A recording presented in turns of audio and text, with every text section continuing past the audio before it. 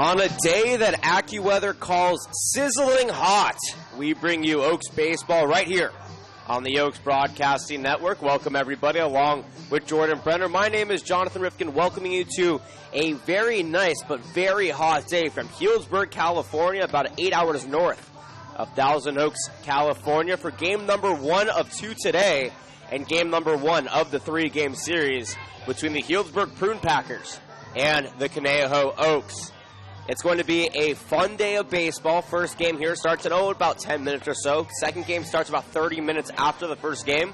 The broadcasting links are different, but we will keep you posted on the second link here once the first game concludes. But until then, we still have some baseball for you. As I mentioned, the Conejo Oaks coming into today off of a couple of rough losses. They lost on Tuesday to the Santa Barbara Foresters, 6-5, I should say, with the runner in scoring position left on. And then the next day they took a 3-0 early lead against the Arroyo Seco Saints. They couldn't hold on, though, and the Saints ended up winning 5-4. A couple of one-run ball games as the team took 2 days off to head up here to Healdsburg in what will be the first of a 3-game series from the historic Recreation Park, founded in 1917. The bleachers where we are currently broadcasting from have been up since 1921, home to many names in Major League Baseball. The most notable, Joe DiMaggio, his older brother Dom DiMaggio. Of course, the Johnny Gomes, the famed MLB slugger, played out here. His brother's the head coach of the Prune Packers, actually, in their second season in the CCL. They were the CCL runner-ups last year. They lost to the Orange County Riptide in both of the championship games. Jordan Brenner, as we bring you in here, as I was alluding to earlier, the Oaks coming off of 2 very rough losses, a 6-5 loss against the Foresters and a 5-4 loss against the Arroyo Seco Saints. How do they break the streak here? Runners left on base has been such an issue, especially on a hot day here in Healdsburg. Getting on the board early is going to be more important than anything. But what do they have to do to finally get it? Well, the key is they have to overcome that tough travel day. You know, the bus up, it's a pretty brutal bus ride. They got here. There was no BP today. The key is to have their heads on, be focused, and if they make good contact with the baseball, it will be flying. The dimensions here to right field and left field, very, very shallow. The hot day will allow the ball to fly, not humid at all. The ball's going to have it's going to be flying here today. We'll put it that way. It should be an exciting game. The Healdsburg Prune Packers coming today with a 14-1 record, 2-1 in the CCL. They beat the Slow Blues in a 2-game series. And they lost to the Santa Barbara Foresters, their only loss of the season, 11-7, about a week ago. They're coming off of a win against the Santa Rosa Cedars, I believe is the name. Oh, no, Rosebuds, excuse me, the Santa Rosa Rosebuds. They've won that game 8-4, and they'll look to take that streak here against the Conejo Oaks today. We're going to give the lineup first for the visiting Conejo Oaks. They come in at 5-7 overall, 4-7 in the CCL. Batting first and playing shortstop from Cal Lutheran University is Tanner Wright. Over in right field and batting second is Michael Spears from Ole Miss University. In the 3 spot for the Oaks and playing third base is Brandon Lewis. Cleaning up for the Oaks and playing first base is Chase Cockrell from Ole Miss. By the way, Brandon Lewis is headed to UC Irvine in the fall. I forgot to mention that. In the 5th spot, Michael Tillman out of Pierce Junior College headed to Cal State LA, DHing in today's game. Drew Sims is catching for the Oaks today from the Utah Valley University. He's batting 6th. Tyler Ryan behind him out of the University of the Pacific out in left field. Raymond Gomez is in the 8th spot playing second base from Oxnard College. And to round out the Oaks order, Elijah Alexander, the speedy center fielder out of the University of Texas Rio Grande Valley, is batting 9th. In his first start, but in his second appearance for the Conejo Oaks, will be the brand new pitcher, Justin Friedman. I'll give you the Prune Packers lineup in the bottom of the first inning, but at the top, or after the national anthem here, we will give you their field. Once again, you're watching Oaks Baseball on the Oaks Broadcasting Network. We'll be right back. Oh, say, can you see by the dawn's early light what so proudly we hailed at the twilight's last gleaming? whose broad stripes and bright stars through the perilous fight, all the ramparts we watched were so gallantly streaming. And the rockets' red glare, the bombs bursting in air, gave proof through the night that our flag was still there. Oh, say does that star-spangled banner yet wave o'er the land of the free and the home of the brave? Beautiful rendition of our nation's anthem here by a local of Healdsburg, California. Once again, we're on the road. We are not in Southern California. We are in the depths of wine country in the Sonoma County. You may have heard of Napa Valley wine. Well, we're right down the road from it up here in what will be a very fun game between the Oaks and the Prune Packers. To give you the Oaks order in the top part of this opening segment, we're going to give the Prune Packers lineup now. Out and right is Ryan Roulet, Luke Fagans in center, Wendell Carter third and left. At first is Dane Toftelin, Brian Arias at second, Sam Wesniak occupies short, Quentin Selma at third, and Cole Bronowski is behind the dish. The Healdsburg Prune Packers are wearing the maroon red with white letters on the front and white letters on, or numbers, I should say, on the back. A lot of them in maroon red stirrup socks as well. The Caneo Oaks are in their baby blues with white letters on the front, outlined by navy blue, and navy blue numbers on the back. Once again, the Oaks coming today at 5-7, 4-7 in the CCL. The Packers at 14-1, but only 2-1 in the CCL. And Jordan, is that bothersome at all that the Packers have only played 3 CCL games? They have not necessarily got an accurate sample size yet of what the CCL is made of. Well, I'm sure it's hard for them to schedule games being in Northern California and having the majority of teams be in Southern California. I don't think it's bothersome at all. I don't really think the players think about that too much. I think they're on the field, they're playing the game that they've played their whole lives. It doesn't matter who's in front of them. It doesn't matter if it's the New York Yankees. I think they're going to be ready to go, and they've played so many games. No matter what, they're going to be ready to go, even if it's a doubleheader, even if they're playing a team that they don't know much about.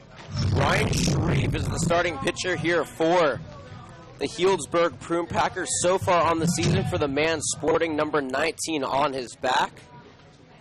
10 innings pitched.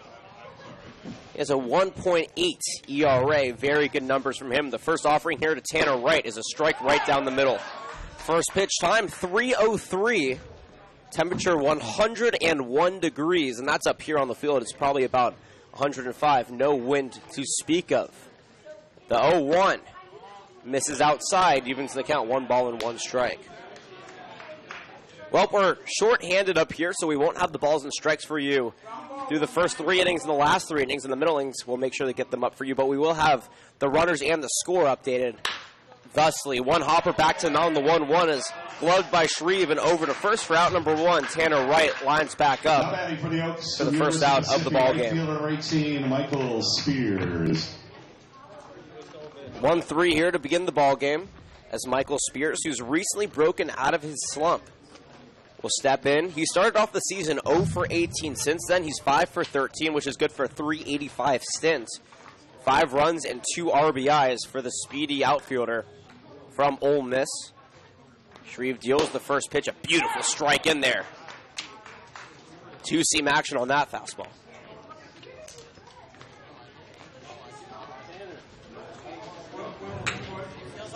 Wright steps back in. Shreve offers, shows bunt, pulled back. Ball is up and away. Evens the count. 1 ball, 1 strike, and 1 away.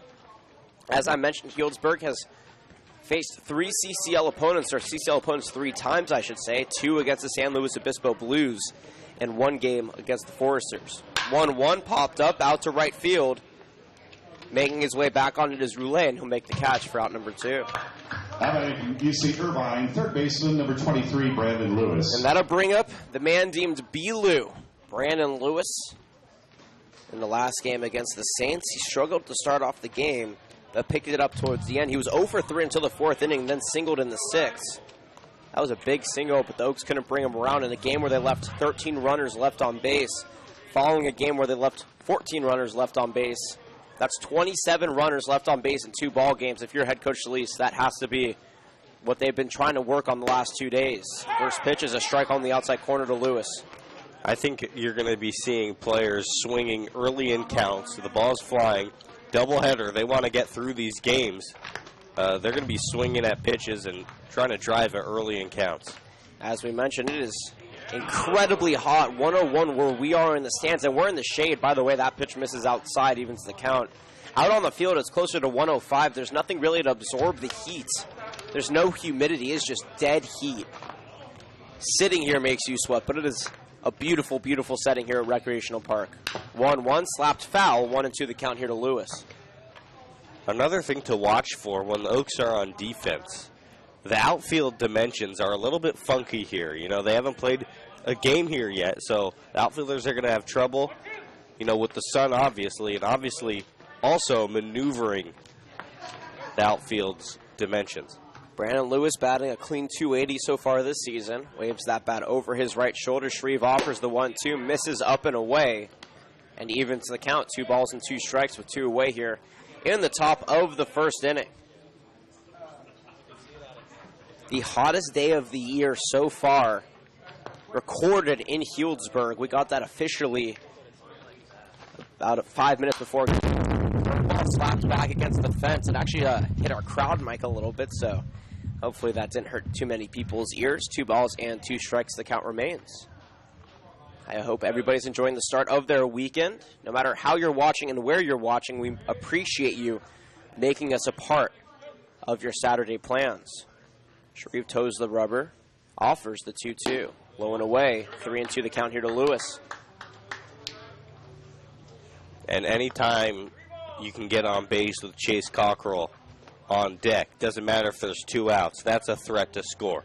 So you're always trying to give your best at-bat with him on deck. The big bat of the Ole Miss slugger waiting on deck. Should we get that far? The payoff pitch, Sky to center field, making his way to it is Fagan at the track, the wall, and it's out of here.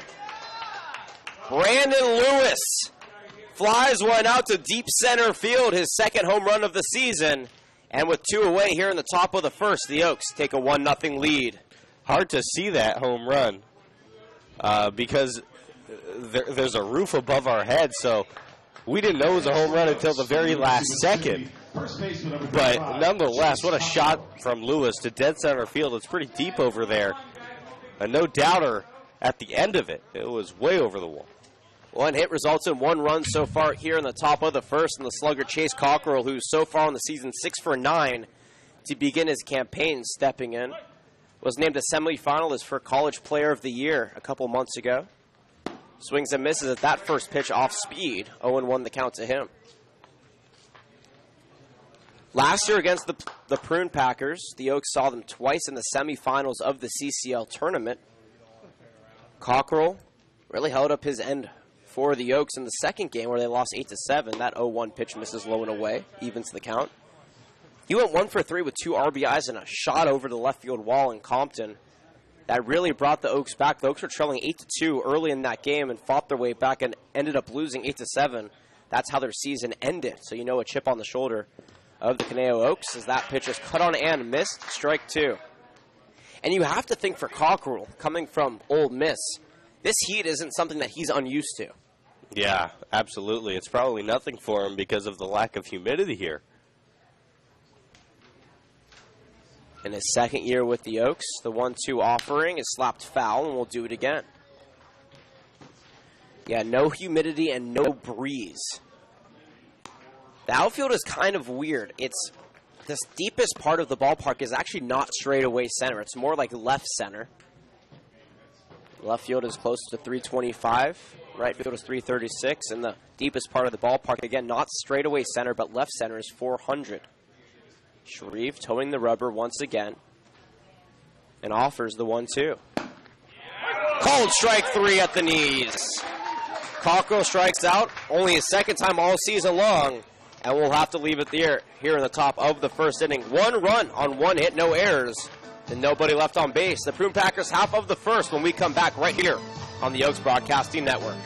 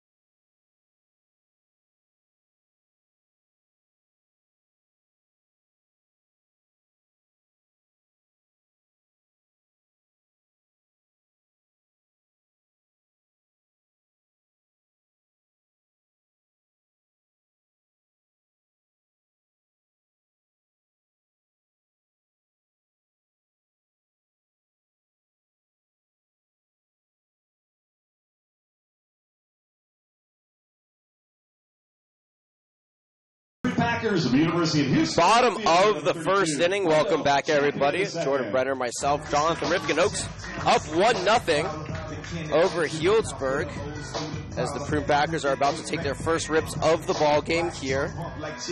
Try to get back that run that they gave up on the Brandon Lewis home run in the top half of the inning. The first 3 batters, Wendell Champion the third, Sam Wesniak, and Brian Arias. I'll give you the rest of the Packers lineup and the Oaks field here in just a moment. As Justin Friedman deals that first pitch up and in for ball 1. This is Mr. Friedman's second appearance. He started his college career at George Washington University. Then played at Ventura College, and now he's at the University of San Diego. That 1-0 pitch, foul tipped into the glove of Drew Sims, strike 1.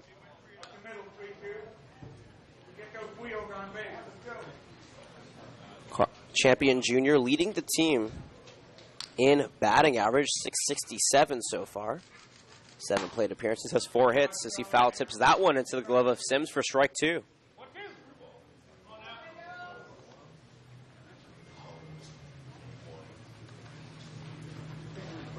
New player here with the team, not listed actually on their roster, their official roster, not yet at least, but he continues to keep doing what he does. That one is cracked to third and into left field for a single.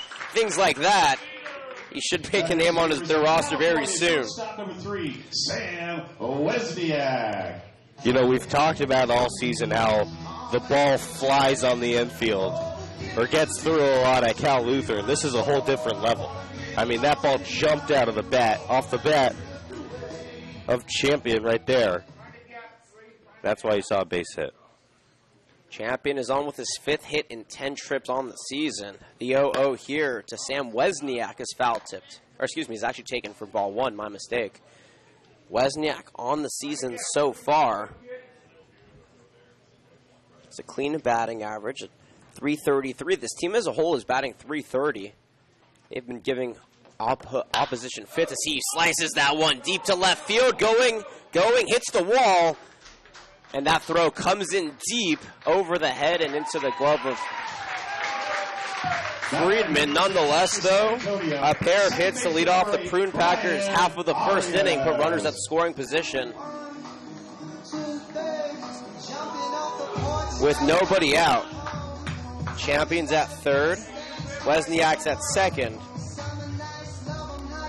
And Friedman is not off to a great start in his first start of the season here for the Oaks. The ball does jump here, especially when it's so hot. That'll carry, and out there and left, Tyler Ryan had a little bit of trouble with it. Brian Arias steps in and fouls that one out and away for strike one. Behind him in the cleanup spot is Jacob McNichols.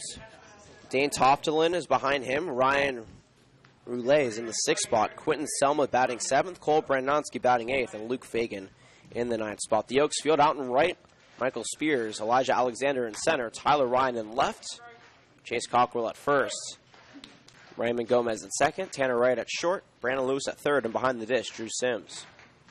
The 0-1 offering. Misses low and evens the count.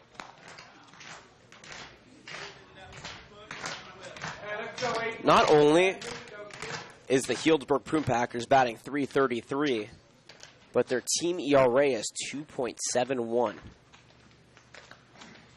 Opposition ERA 7.71 as that one is popped up in the shallow right field. Spears makes his way to it. It should be enough, though, to score Champion the third. The throw will come in, and it will not be in time. Wendell Champion the third comes in and scores here. The knot up the game at 1 apiece on the sacrifice fly to the right. Brian Arias gets the job done, and advancing from second to third is Sam Wesniak. Spears had a shot at the plate on that one. Not very deep, but heads up base running from Champion, getting a good jump from third base. And the throw from Spears just not good enough. 1 run, 2 hits here for the Packers with 1 away. 1 run, 1 hit here for the Oaks in the bottom of the first inning. First pitch is taken low and away for ball 1 to Jacob McNichols. McNichols, so far in the season, batting .421. 29 plate appearances, 19 at-bats. He has 6 hits. Check that, 8 hits, actually. That one foul to back, strike 1. 1 ball, 1 strike, 1 away, 1 on. Game number 1 of our doubleheader. The second game is tentatively scheduled for 6 o'clock, but there's a 30-minute grace period between the first and second games. So we'll see what time this game ends. The 1-1. High and deep to left field. That's all the way in Sonoma County. Way out of here. An incredible shot here from Jacob McNichols puts the Packers up 3-1. One of the longest home runs I have seen this year. An absolute shot off the bat there. You're right, that is one of the longest ones we've seen. Right into the residential neighborhood. Watch out, kids. That could be in somebody's backyard for 2 to 3 months. They'll just never know. You know, having a dog in some of the residential houses over left field might be beneficial, because if a baseball ends up in your yard and you're not sure where it is, your dog may be able to retrieve it. 3-1 the score here. McNichols took that one very deep, very quickly. And now Dane Toftelin, the returner here, will step in. .333 for him. As I mentioned earlier, this team is batting so well to start the season. First pitch is a strike belt high. Feel free to tweet at us at Caneo_Oaks. He's at Jordan Brenner 31. I'm at Johnny Riff. The 0-1 offering. Popped up. Deep to center field. Alexander making his way at the warning track and makes the catch, hitting the wall for out number 2. The crowd here thought they had another one, but Elijah Alexander turned on the wheels right there and assured that ball would not leave the ballpark. I'll tell you what, I thought he had that one too. Alexander made a really good play up against the wall, especially with the weird dimensions. Had to maneuver a slight slant in the wall to make that play. Ryan Roulette now digging in. Pops that one foul for strike 1. The 6th batter of the inning so far. 2 outs, 3-1 the score. And a rough start here for the newcomer, Justin Friedman. Roulette swings that bat mightily over his right shoulder, the 1-0. Sky to right field, making his way to it is Spears, and he'll make the catch at the track for out number 3.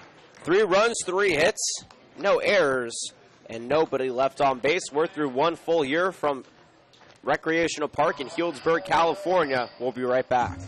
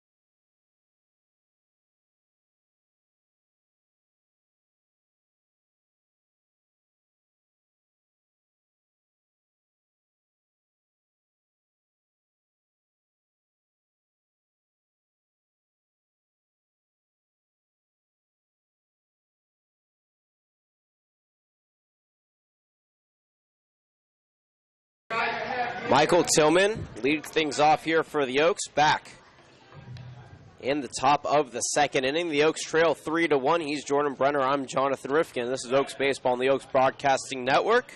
Ryan Shreve back out there for his second inning of work as Tillman takes the first pitch outside for ball one. Just committed to Cal State LA a couple of days ago from Pierce Junior College, where he led the team in batting average.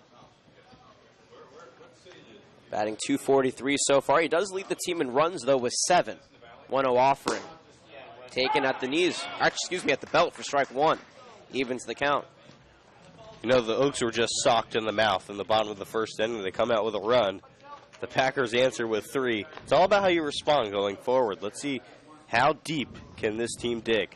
We may see, a lot of runs this game. Another strike there on the outside corner. 1 ball, 2 strikes. The ball is just hit hard no matter how it's hit here in the field, just because of the dynamic of the field and of the ball game. As I mentioned, 105 degrees. And out there maybe a little bit hotter now at 108 on the field. 1-2. Upstairs, Tillman thought about it, held back. 2 balls, 2 strikes to the future Cal State LA Golden Eagle. Should we call it the Coors of the CCL? I thought Coors was supposed to be cold. No, but I'm talking a brutal road trip. You know, ball flies the everywhere. Ball flies, yeah. I think we could. 2-2, pitch swung and missed. Sharif picks up the second inning where he left off the first inning. Catching a strikeout, Tillman goes down swinging for out number 1, and that'll bring up Drew Sims. Sims batting .417 so far. That's good for second on the team. 12 plate appearances, 5 hits, 2 runs, no RBIs. He hasn't walked, and he struck out twice as he cracks that one foul for strike 1. One of 3 Oaks catchers in a array at that position, along with Zach Kamenko and Bryce Vitt. Drew Sims steps back in and takes a strike on the outside corner. How about Sharif's placement with these pitches? He has done a very good job locating the strike zone and getting out ahead in counts. Yeah, he has, and also to pair that with the curveball down low and the elevated fastball as well. Lethal combination. Offers the 0-2. Swung and missed. The changeup got Sims swinging. 3 consecutive strikeouts now going back to the last inning here for Ryan Shreve. That puts 2 outs on the board now. And I think if you're Coach Solis, you can live with the strikeouts today. Like I said, the game plan today is to get out there and swing the bat. So if you're going to take your strikeouts when you're swinging, but you're also going to hit your fair share of hard baseballs. As long as you keep swinging, eventually you'll start hitting. Tyler Ryan, who just finally started hitting pretty well for the Oaks, steps in here from the University of the Pacific. Takes a first pitch strike over the heart of the plate. For the man with 2 first names, batting .167 on the season, has 4 runs.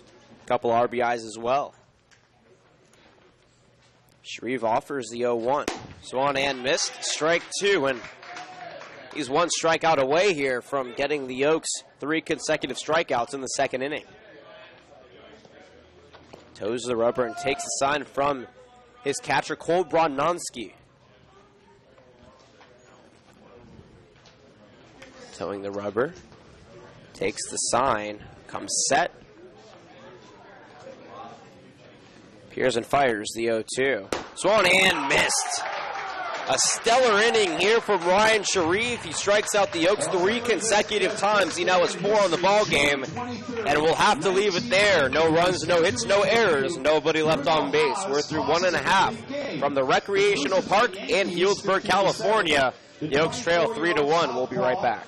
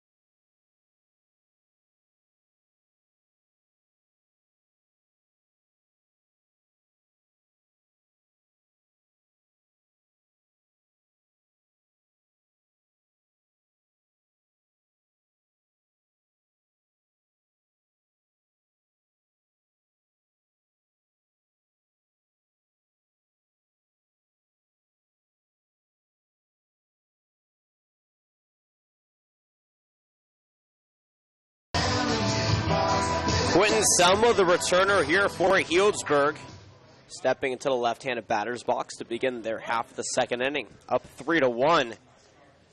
Ryan Sharif sent the Oaks down packing on 3 straight strikeouts as that first pitch is swung and missed for strike 1. So far for Selma, on the young season, he's batting pretty well, 280, which is funny because that's not even in the top 10 on the team. 0-1 pitch is cracked foul, 0-2 the count. And mind you, there is sample size, so it's not necessarily that 280 stint isn't good on the team, but there are some guys who are batting over 400 because they only have 5 or 6 plate appearances. But in terms of sample size, he does lead the team in at-bats right now with 57. And that 280 stint, pretty good. The 0-2. Cracked over to first on the second hop. It's gathered by Gomez and tossed over to Justin Friedman in time for out number 1. Good heads-up play there by the pitcher. And that's a 4-1 putout for the first out here in the bottom of the second inning. And now Cole Bronnansky will step in with a 3-11 stint. 45 at-bats. He has 14 hits, a pair of RBIs, and a home run as well. Friedman takes his time and offers the 0-0. Fouled back against the screen, 0-1 the count. I got it. Interesting ballpark here. The dugouts almost look like war barricades, where they dig those holes and they hide in those barricades because they're so deep. This is the most protective dugout that I have seen of any stadium in the CCL. The 0-1 pitch misses upstairs, 1-1 the count. What do you think of the layout here? It's a really nice little facility. Again, it started in 1917. It's publicly owned. A lot of high schools and middle schools, adult leagues, youth leagues all play here during the 12 months of the year. As the 1-1 pitch is foul tipped into the glove of Drew Sims for strike 2. But Jordan, you know, we've seen a lot of ballparks, mostly collegiate ballparks. But I think in terms of recreational parks, this is one of the best. Yeah, it definitely embodies the essence of what the game of baseball is, which is a community environment. The stands that we are currently sitting in have been here since 1921. The 1-2 pitch swung and missed strike 3. Barnansky goes down for the first strikeout of Friedman's campaign here as an Oaks starter. And that puts 2 outs up on the board. 1 run, 1 hit, no errors for the Oaks. 3 runs, 3 hits, no errors for the Packers. And Luke Fagan in the 9th spot will step in. It's almost got that Sandlot feel to it. That pitch upstairs for ball 1. Fagan is batting .333 on the season. 8 RBIs, which is good for second on the team. The 1-0 offering here from Friedman. Sky to left field, going back, towing the line, and that one is fair and out of here. Luke Fagan on the 1-0 takes that deep down the left field. That's his first home run of the season, and that extends the Packers' lead 4-1. What a shot. That was a low laser beam. I didn't think it was going to get out of there simply because it wasn't high enough. The ball had legs. It kept climbing and climbing. And a fan in his front yard is looking at his car. I'm not sure if the ball hit there, but definitely as a souvenir. Yeah, again, those houses out over left field are in the line of fire. We've seen 2 home runs out to left and 1 out to center. 2 courtesy of the Packers, 1 courtesy of Brandon Lewis. Back to the top of the order we go to Wendell Champion III. Takes the first pitch in the dirt for ball 1. He's 1 for 1 on the day. Led off the Packers part of the first inning with a single, came around to score thereafter. Low stance, the 1-0. Big swing and a miss, strike 1. How deep do you think it is to left field, Jonathan? I'm thinking like 300. Yeah, between 300 and 315. There is no way there's that much depth out there.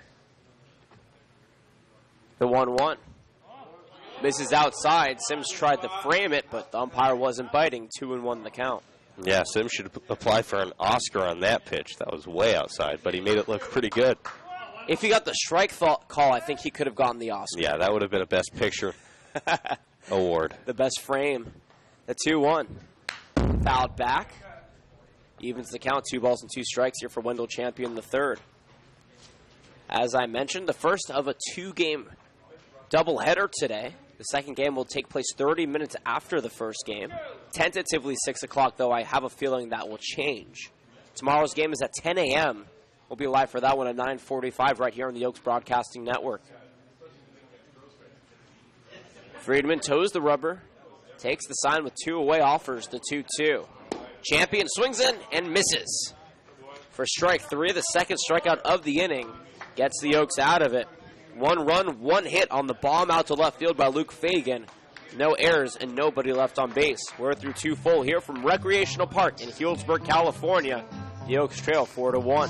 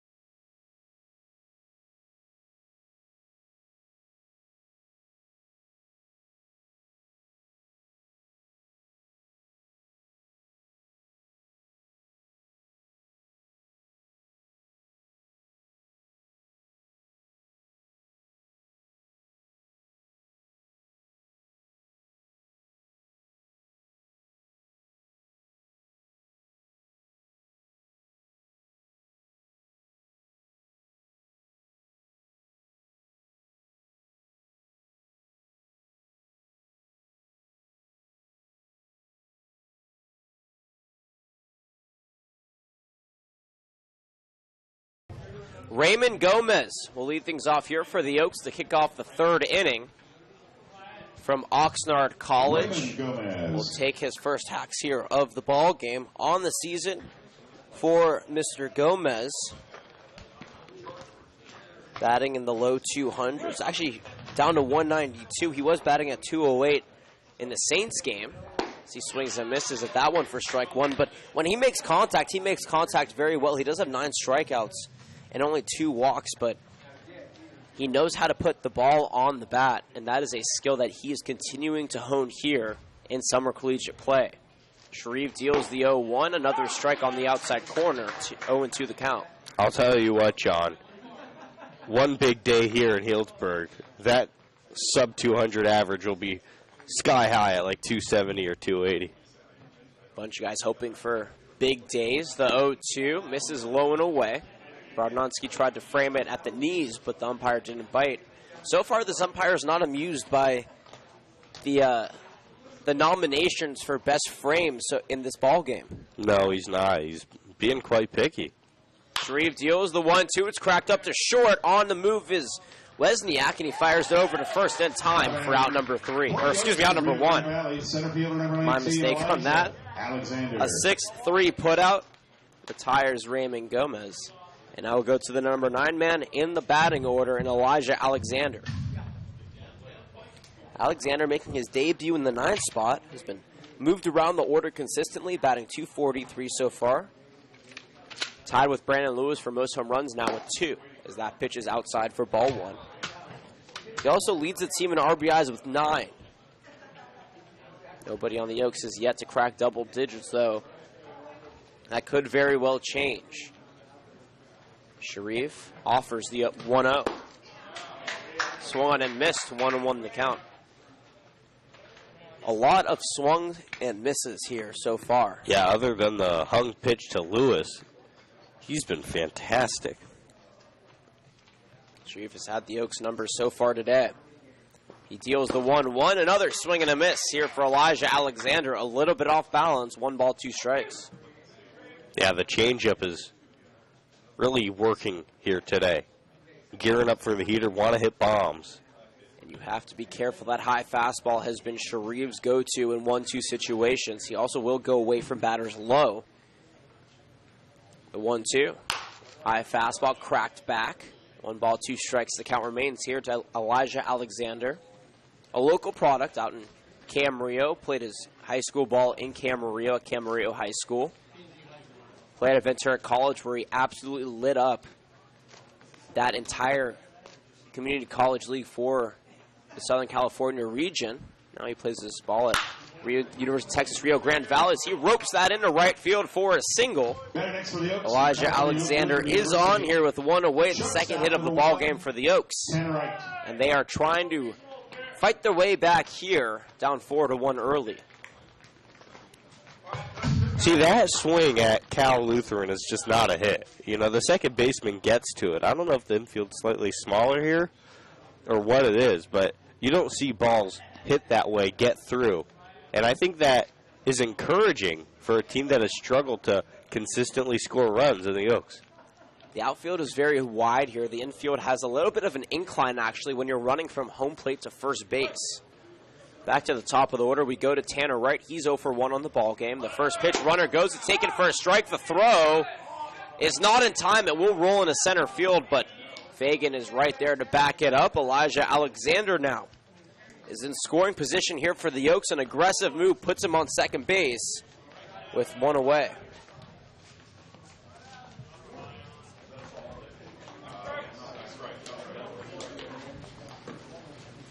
His second stolen base of the season. He's now 2 for 2. Tanner Wright took that pitch right over the heart of the plate for strike 1. 0-1 the count to him. Sharif toes the rubber, checks the runner. Pearson fires the 0-1. Skied high down the first base line, but into foul territory and out. 0-2 the count. A lot going on in the Sonoma County area. The Sonoma County racetrack is in full effect. There's a couple of NASCAR races there this weekend.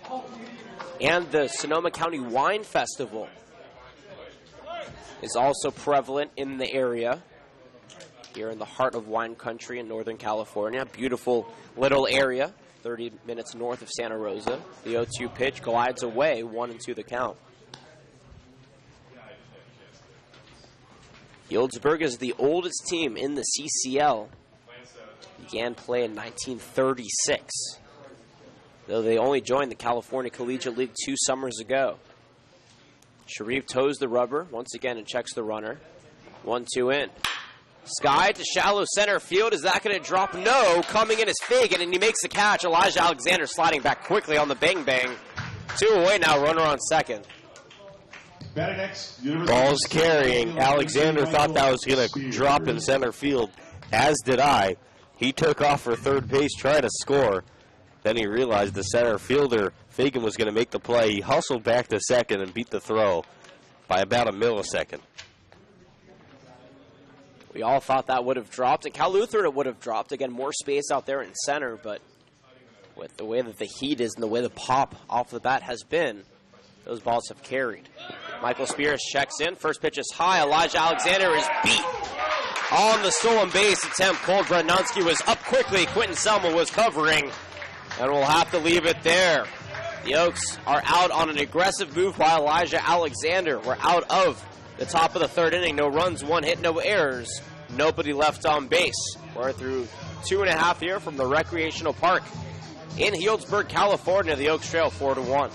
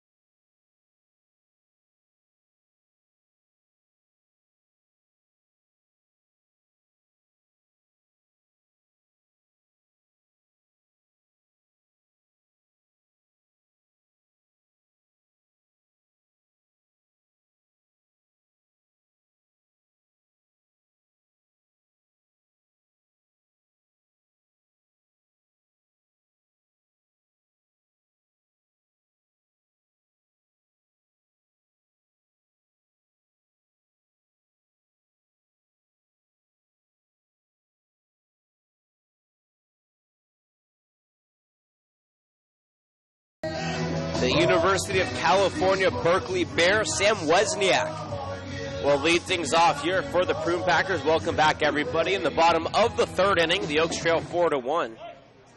Jordan Brenner, myself, Jonathan Rifkin, happy to be with you on a very hot Saturday afternoon from Healdsburg.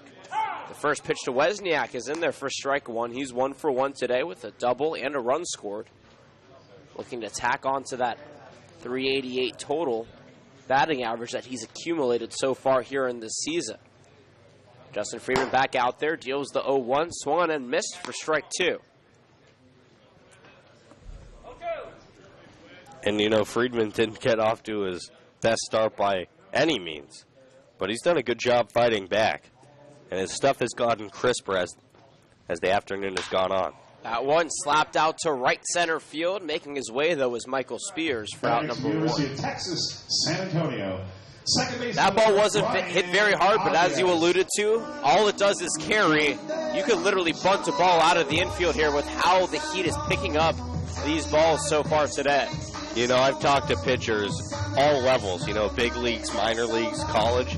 This is their nightmare to pitch in a ballpark like this because their mistakes are just exaggerated to about the 10th degree. Brian Arias steps in. The first pitch goes upstairs and away from the glove of Bryce Drew, but nothing doing obviously on the base paths. 1-0 the count here to Arias. He sacrificed a run in back in the first inning. Looked to reach base his first time today. 4 runs, 4 hits, no errors for the Packers. 1 run, 2 hits, no errors for the Oaks. The 1-0 slapped high down the right field line, but way foul. 1-2 the count. Almost through the goalpost over there. I was going to say, there is a goalpost here. So we have to figure out, do they play football here at Recreational Park 2? Is it like the Oakland Coliseum?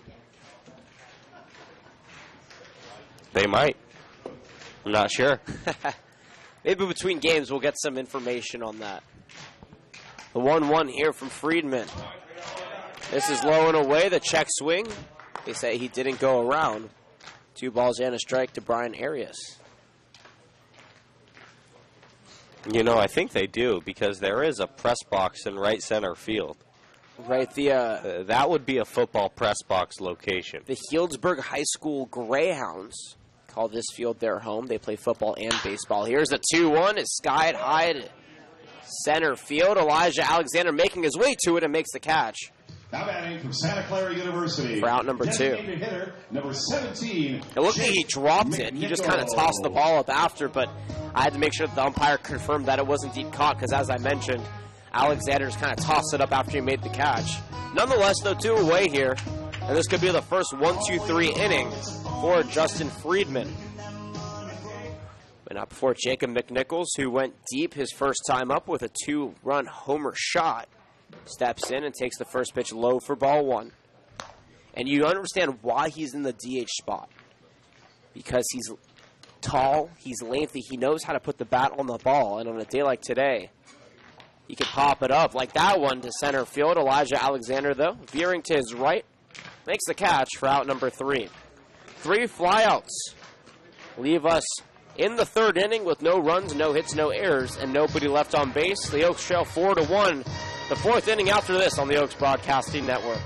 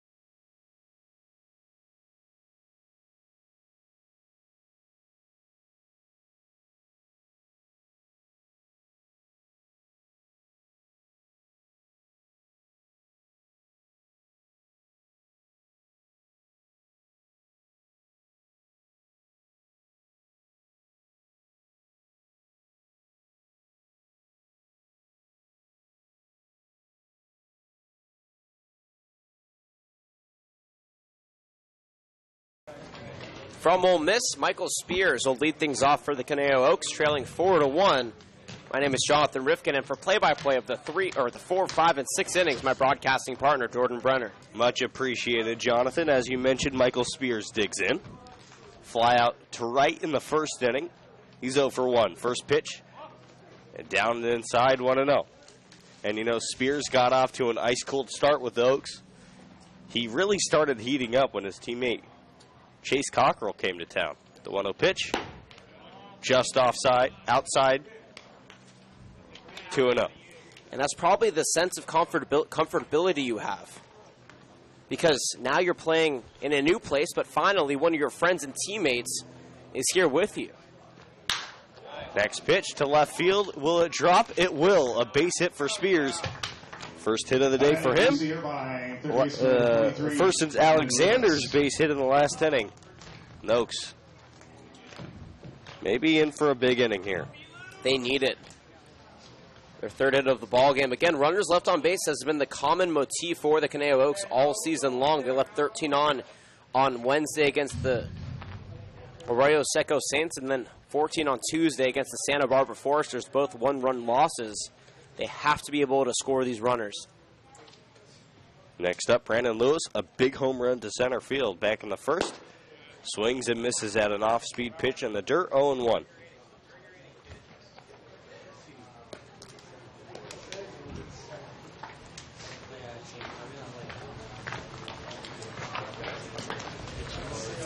On 1 to Lewis. Spears takes his lead off of first base. Shreve gets a sign, kicks and offers. Fastball looked a little bit upstairs. 1-1. And you know Lewis is itching to recreate that home run that he had last inning. He was down in the count, 1 ball, 2 strikes, worked it back to a full count, 3 balls and 2 strikes, and then just launched one over the center field wall for the Oaks' only run of the ball game. Yeah, his second home run of the season. That number sure to rise. Spears takes off for second base, throws into center field. Spears will head over to third base. 2 bases on 1 play. The throw comes in well late of Spears. He stands on third base with nobody out. And that is a big play here if you're the Oaks, because especially with nobody out, 2 free, or not really a free base to second, but a free base to third on the error, helps you sit comfortably and gives you some momentum here in this at-bat.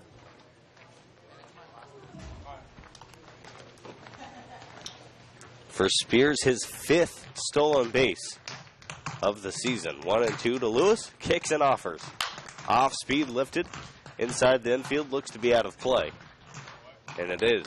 1 and 2 again. And this is an important spot for Brandon Lewis, capitalizing on that home run. He could be the man accounting for all the Oaks' runs so far if he can find a way to score Spears. Well, again, the Oaks have left runners on base, even when they've gone runners on base with nobody away. They've been able to leave them stranded so far a lot this season. Next pitch to Lewis, a rocket into center field. Caught. Spears will tag. The throw to the plate looks pretty good, but not in time. Spears scores. The Oaks cut the lead at half. 4-2 now with 1 out in the top of the 4th inning.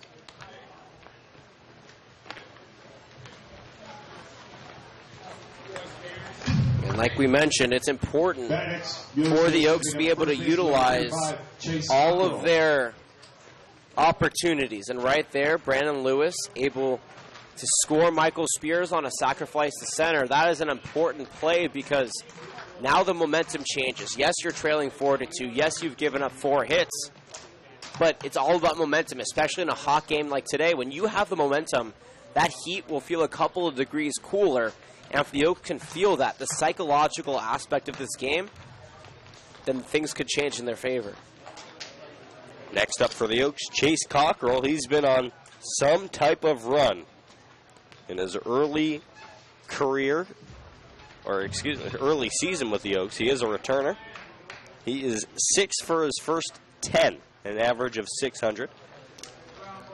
But he struck out looking in the first inning on a borderline call that he was not happy with. Nobody on and out for Cockrell. First pitch in, fastball upstairs, 1-0.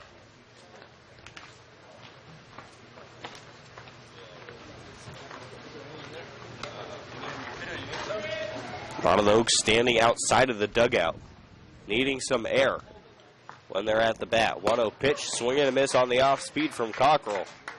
He was trying to join the home run parade. When it's 108 on the baseball field, and it's a little bit shaded, but that heat gets trapped in the dugout, the last thing you want to do is be sitting in it while you have to play a baseball game. These guys are moving around and staying hydrated. Next pitch, down and away. 2-1. This is the hottest ball game of the year for us. This is the hottest day of the year so far in Healdsburg, according to their records. The Oaks picked a great weekend to come up. 2-1 pitch to Cockrell, taken down and away again. 3-1 is the count. The bleachers out in right center field, though they are majestic, they're probably a little bit too hot for people to sit in them. You know, the metal absorbs the heat. Most of the fans enjoying the shade back behind the plate. 3-1 pitch, Cockrell on the ground to the left side, fielded by the third baseman, Selma, over to first. No, he doesn't even throw it. He bobbled the baseball. Cockrell will be on first base with 1 out. Yeah, Selma got a routine ground ball. That should be fielded or ruled an error.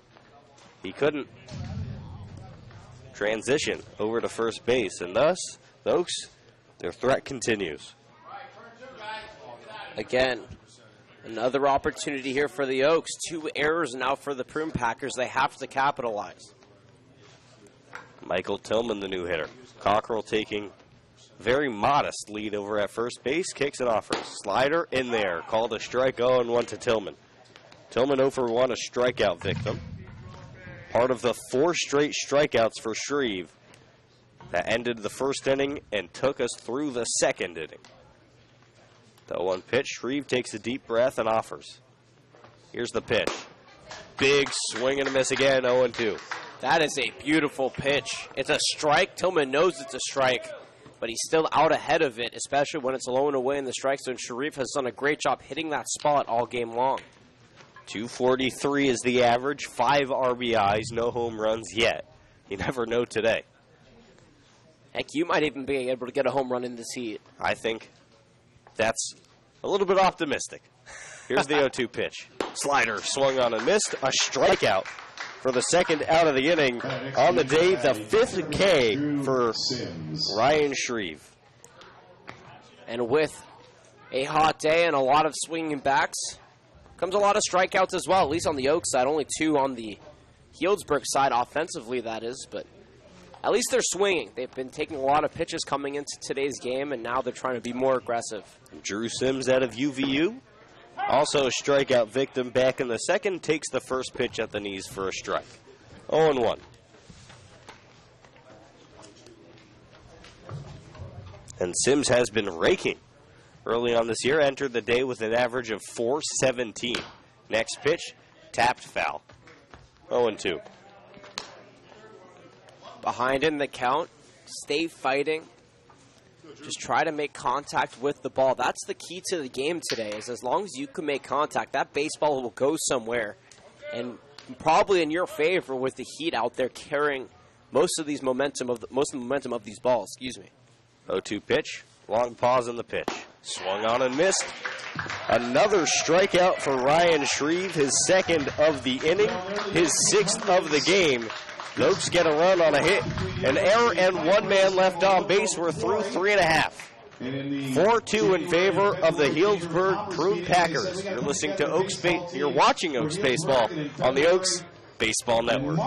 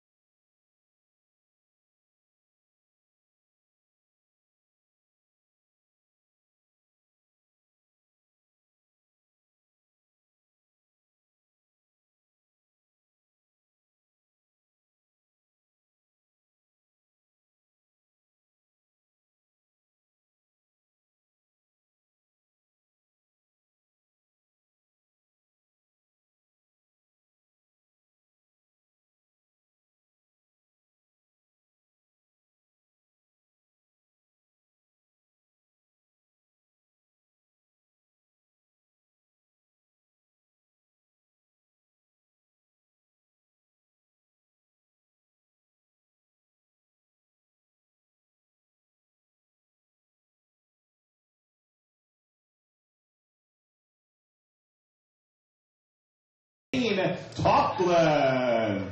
Dane Toughlin, the new hitter for the Prune Packers. 0 for 1 in the game. A fly out to center field. He hit it very hard. But Elijah Alexander was able to make the play near the warning track.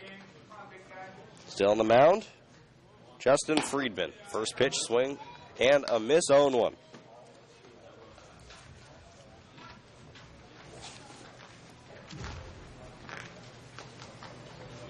Toughlin on the year, at least he entered the day with a .333 average. 0-1 pitch taken away, 1-1.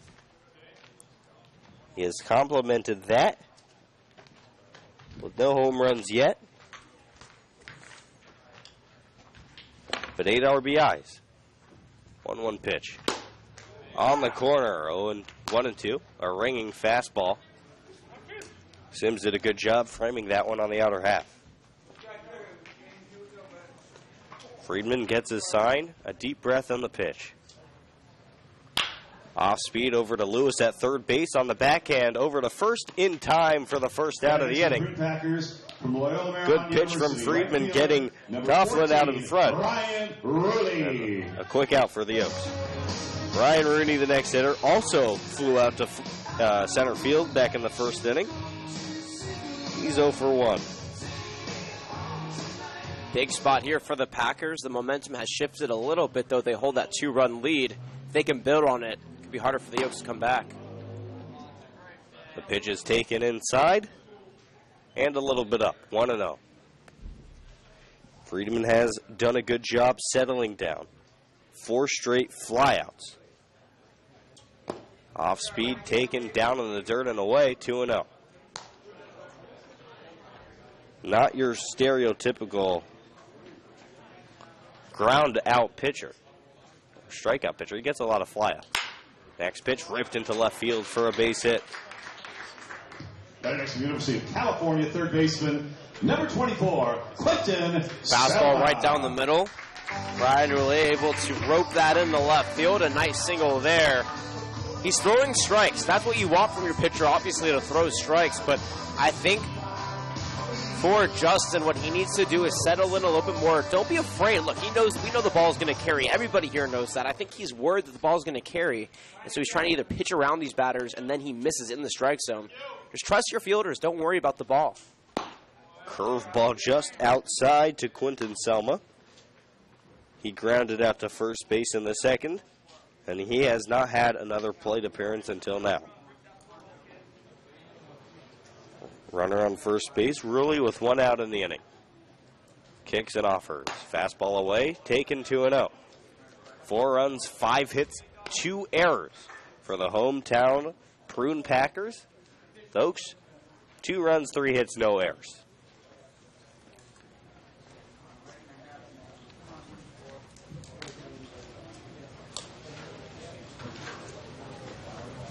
Selma 2 home runs and 13 RBIs on the year. Chops that one foul, 2-1. Also for Selma, a .281 average. Been raking early on in the summertime. And he gave the Oaks fits in game number 2 of the semifinal game last year when the Packers knocked out the Oaks in the playoffs in an 8-7 bout. He went 2 for 5 that game with a home run.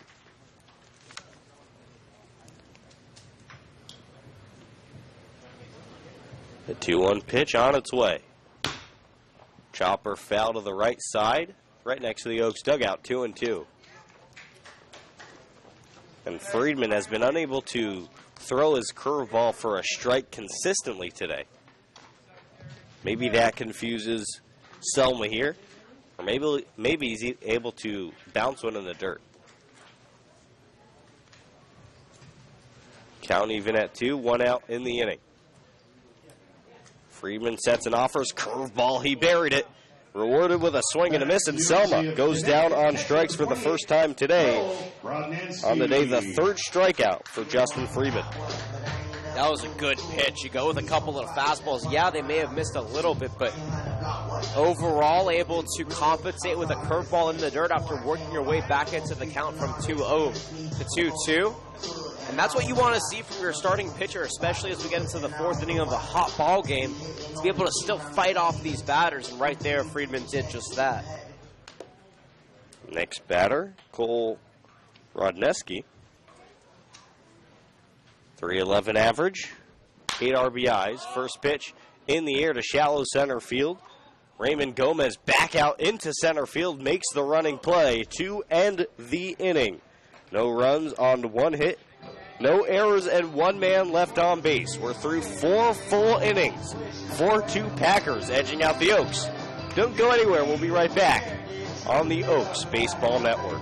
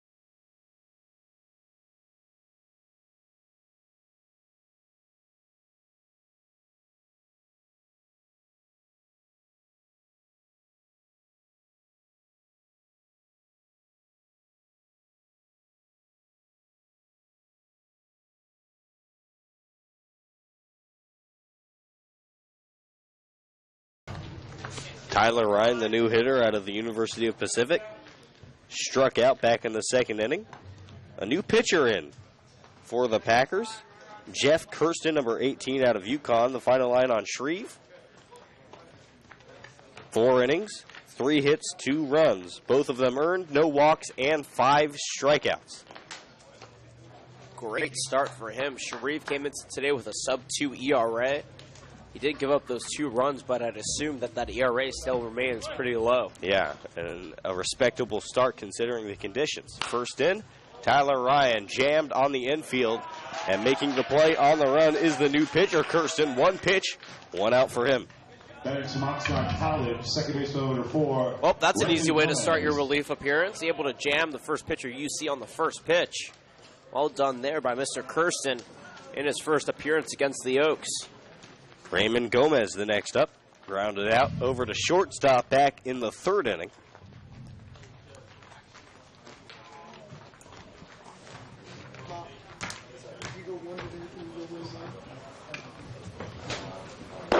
First pitch, down low, 1-0.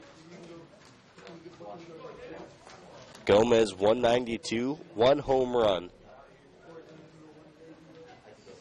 4 RBIs on the year. Next pitch, swung on and missed. Seemed to be falling out towards the third base dugout on that pitch. 1-1. That was a home run swing, and I don't doubt any of these players for attempting home run swings because of how the ball is carrying today. 1-1 on the ground over to the third baseman who fields it. That's Selma.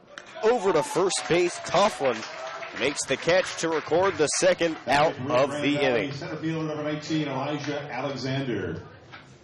Selma all but made up for that error that he had back in the 4th inning when Chase Cockrell hit one to him that should have been routine, and he fumbled it right there, turning a very nice, hard 5-3 put out to put out number 2 up on the board.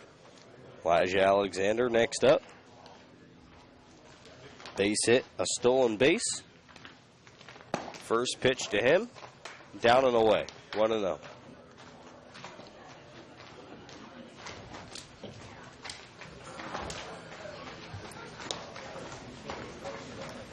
1-0 pitch, down low again, 2-0. And no walks on either side so far. This is an important spot. If he can get on with 2 away, especially by way of a walk and show the patience, might shake some of the opposing pitcher's confidence. 2-0 pitch, big swing, fouled back and out of play. 2-1. You know, it's rare when you watch a baseball game, especially at this level of baseball, that the fans and the players are sitting in the same place. 2-1 pitch. Did Alexander go? No, he did not, says the third base umpire. 3-1. It's close because he actually pushed the bat out in front of him, but he held the barrel back, and that's the only part of the bat that has to cross the plate to be called a strike, and he did a good job not allowing that to happen. Next pitch, Alexander takes it for the walk, the first on either side today. Alexander has reached base in both plate appearances today. And that's why he's at the bottom of the order. Sorry, Jordan, to cut you off, but it's because he can get on base. He gets on base, and now you get to the top of the order for the hitters that have been pretty good so far this season, the bulk of the lineup, and try to keep him or bring him in. First pitch. Yes, he did swing, says the first base umpire. 0-1 to Tanner Wright. And I wouldn't be surprised to see Alexander take off and try and take an extra bag today. Or right here, I should say. He already has one today. 0-1 pitch. There goes Alexander. The throw to second is in time to nab him for the final out of the inning. No runs, no hits, no errors. Nobody left on base. 4.5 have come and gone. 4-2 is the score in favor of the Packers. We'll be back for the bottom half of the 5th inning. But first, a short break here on the Oaks Baseball Network. 1, 2, 3, 4, 5.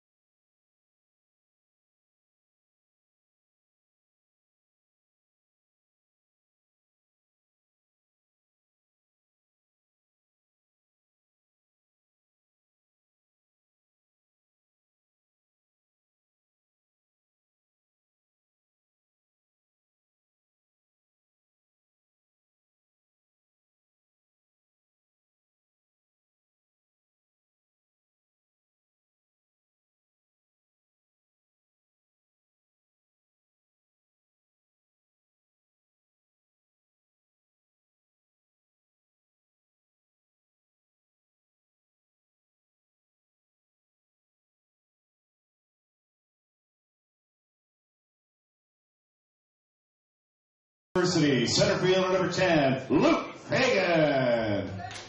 Luke Fagan digging in to lead off the bottom of the 5th inning. A home run back in the second inning.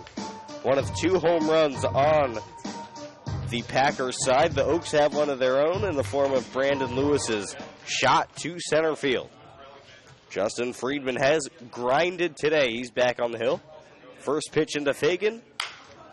Swinging a ground ball over to shortstop. Tanner Wright cannot make the play. He loses it. The second error by an infielder on the left side of the infield. And Fagan reaching base on the error. E6 if you're keeping score at home. It's hard. It's a hard place to play. The infield is a little bit choppy. The grass isn't cleanly cut. That was a slow grounder over the short. Tanner Ryan, who's getting his inaugural start at short this season, just couldn't handle it. I think it just took a bad hop off his glove. And the Packers are going to try to capitalize here on what they gave as an infield single. First pitch, swing and a miss to Wendell Champion, the third. Yeah, they scored that as a infield single. Wow. Though I do believe that should be an error on Tanner Wright. That is very surprising. Generous to the Oaks. 0-1 pitch taken, 1-1. Generous to the stats of Mr. Fagan. That too. Not very generous to Justin Friedman, who couldn't catch a break at the start of this game. He settled down, though. 1-1 pitch. Swung on and missed. A fastball thrown right by Champion. 1-2. Nice fastball there. Keeping it high, but in the strike zone. Finding that little square in the upper right part of the zone. And that's what you want to do. Stay away from these hitters, but find the spot in the zone where you're still catching them swinging. And now you have a lot to play with. You've established the inside part of the zone and the outside part of the zone. Expect something low, I think, here from Friedman. 1-2. Past the glove of Sims and taking second base is Luke Fagan. Champion now faces a 2-2 count. He is 1 for 2 today. A base hit to left field, a run scored, and a strikeout in the second inning. So now Friedman in a hole that he himself did not dig.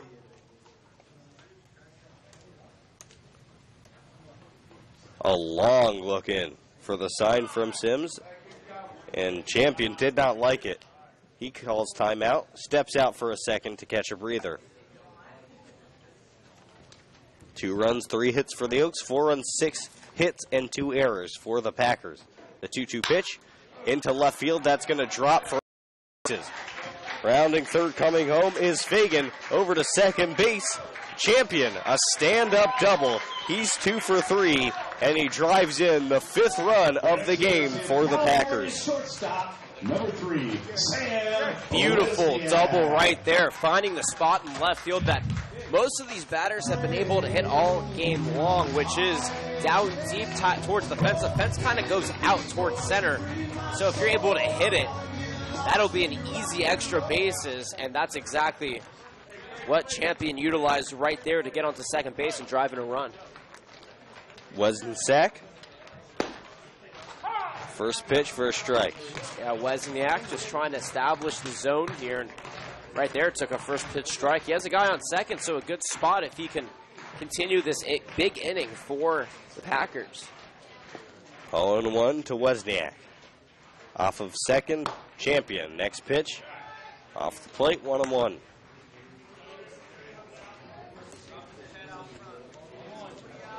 Wozniak 250. 280. No home runs. 9 RBIs. Next pitch, lifted high, but very foul. 1-2. The bullpen is hard to see here. It's behind the bleachers out of our point of view. I would bet that the Oaks have somebody warming up, though we can't tell. The rotation was not set for today, so whoever comes in will be a surprise. 1-2, curveball in the dirt. Good block from Sims, preventing Champion from heading to third base. 2-2. As we mentioned, Wozniak, 1 for 2, a double, a run scored, a fly out to right field as well. No outs yet in the inning for Friedman. He has been grinding. He checks the runner. And here's the pitch, 2-2, fouled back. Out of play again, off the bleachers to our right. 2-2. You know, it's an impressive crowd for this level of heat. I will say that. They love their Prune Packers here in Healdsburg. They normally sell this place out, but with the heat over 100 degrees, I don't blame them for having a little bit of a thinner group so far today, though I expect the later game to have more fans. 2-2. Good block again from Sims. The count is full. 3-2. 5 runs, 7 hits, 2 errors. 2 runs, 3 hits, no errors for the Prune Packers and then the Oaks. A lot of cleat nose runners, or excuse me, Oaks players walking around, catching some air. Full count pitch. Friedman loves to take those long pauses, get in the head of the hitter. Here's the full count pitch. roped to the left side and through for a base hit. Will Champion come around to score? No, he's going to be held up at third. Runners at the corners, nobody out. A base hit to left field for Wozniak. His second hit of the day. And Brian Arias going to try and drive both of them home. He had a sac fly back in the first and a fly out to left field in the third. A third fly out would score the runs. And you have to wonder how short the leash is here as head coach Shalise is going to stride out to the mound from the dugout. There is a conversation between Bryce Drew on the mound, but he was about to come back, saw head coach Shalise, and now we'll see here if the Oaks bring in a new pitcher, though I assume that Shalise will try to let Friedman play out the next few at-bats. He's very lenient. Again, this is a development league, so even though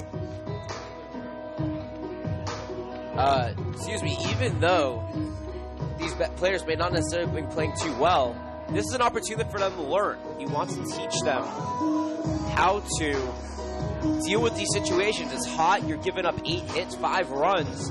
But at the end of the day, this is a very real situation in collegiate ball. And this is an opportunity for Friedman to work out of this issue and learn what he can bring to USC in the fall from a situation like this. By the way, there is a new shortstop for the Oaks. Sam Shakin comes in for Raymond Gomez. For Tanner Wright or Gomez? Tanner Wright moves to second. First pitch taken. 1-0. Yeah, they did not announce the new shortstop change here for the Oaks, but Valparaiso shortstop in for Conejo, and Wright moves from short to second. Raymond Gomez is now out. My partner, Jonathan Rifkind, always on it. 1-0 pitch. Swung on and missed, off speed. 1 ball, 1 strike.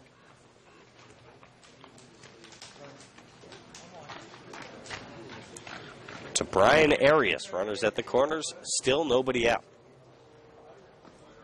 Curveball down and in, 2-1.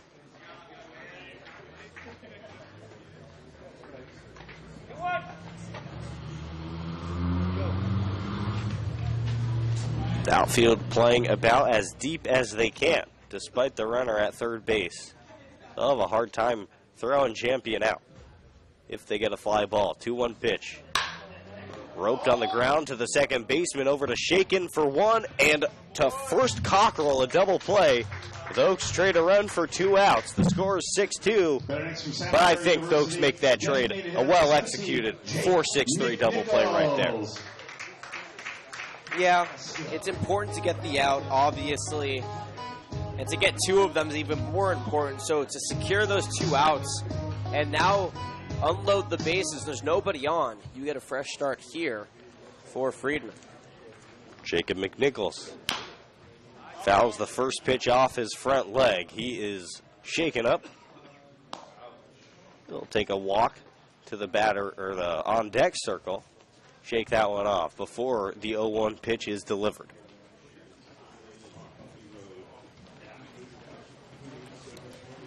So the second run this inning, the 6th total run off of Justin Friedman today.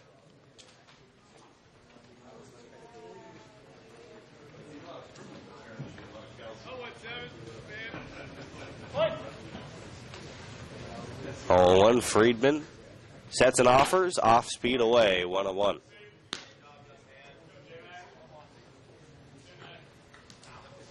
How about Tanner Wright at second base on that double play ball? He was able to adjust to the new position and make a pretty nifty play over there. 1-1 pitch. There's the curveball for a strike, 1-2. That may be the first curveball we've seen for a strike all inning long here from Friedman. Yeah, at least thrown in the zone. That was a wicked pitch. 1-2 offering. Kicks and offers. Good block from Sims behind the plate. He's done a good job. 2-2. To be able to sit behind home plate for 9 innings in 100-plus degree heat in catcher's gear and still have the wherewithal to be able to move around, you have to admire his ability right here today. 2-2 pitch. Blocked again by Sims in the dirt. 3-2 to Jacob McNichols. McNichols home run, a 2-run shot back in the first inning. A fly out to left field in the third. Yeah, Friedman pitching the last two away from McNichols. Now you have to go right at him, especially now with a 3-2 count. Full count, Friedman kicks and offers. Down and away. McNichols fights that one off. He's rewarded with the walk. He's on base for the second time today. A home run, a walk, a flyout. And Dane Toffland, new hitter, a runner on first base and 2 outs.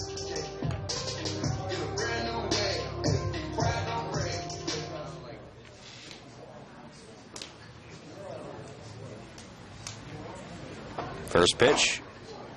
At the knees, called the strike on the curveball, 0-1. And I believe the first base on balls given up by Friedman today. Maybe not his sharpest stuff, but he has been pounding the zone. 0-1. Curveball. He's got a feel for that thing now, 0-2. Yeah, and you're Toffland. You have to go around. He thought about committing. I think he would have been right on top of that one, though. He thought he might have cut a little bit inside. Couldn't get the call he was looking for. Instead, strike 2 was up on the board. 0-2 to the guy who's 0 for 2. Fastball high, 1-2.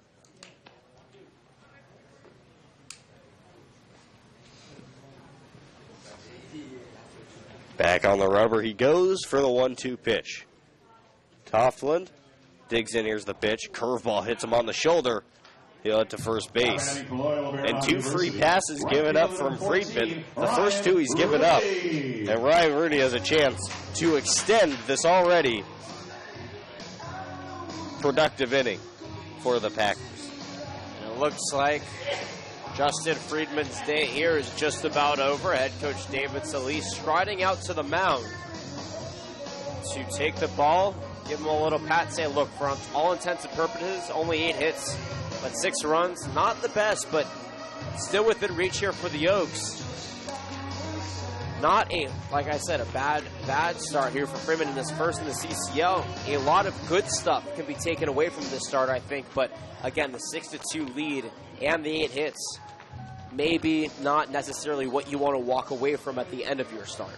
Yeah, the line and the new pitcher. When we come back, we'll take a short break. Now coming in a pitch, BC Davis. 6-2 is the score. 2 runners on, 2 outs. And Joe Torres is the pitcher. We'll be right back on the Oaks Broadcast Network.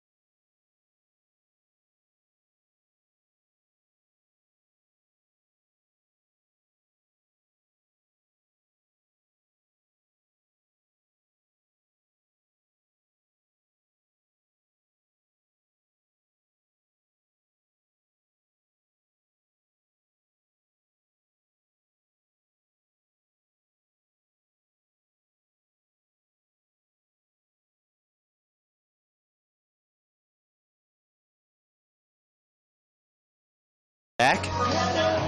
Bottom of the 5th inning, 2 runs already. 2 runners on with 2 outs. The new pitcher is Joe Torres out of UC Davis. Justin Friedman's final line for you. 4 2/3 innings, 8 hits, 6 runs, all of them earned, a walk, and 3 strikeouts. Joe Torres on the season. An ERA of 0 in 2 innings pitched, 2 hits surrendered. A whip of 1. And remember, he had that 3 strikeout inning a couple of days ago on Tuesday against the Santa Barbara Foresters. He wants to recreate that here, especially in a spot where he needs to hold 2 runners on with 2 away as we hit the middle part of this ball game. Torres grabs some dirt. He has been spectacular so far this year. First pitch into Ryan Ruley. Slider down in the dirt. Good block from Sims, 1-0. Torres has 2 strikeouts this year.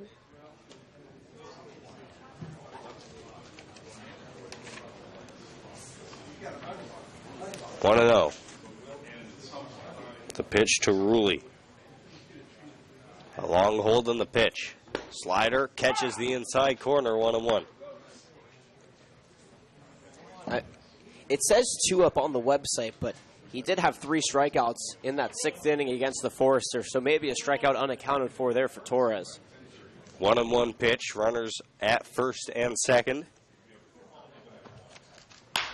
Lined to Shaken, who moves to his left and makes the play to end the inning. In the inning, 2 runs on 3 hits, no errors, and 2 men left on base. Torres comes in, gets the job done. We're through 5 full innings. 6-2 in favor of the Prune Packers. We'll be right back. You're watching Oaks Baseball on the Oaks Broadcast Network. Fantastic. Thank you, all of our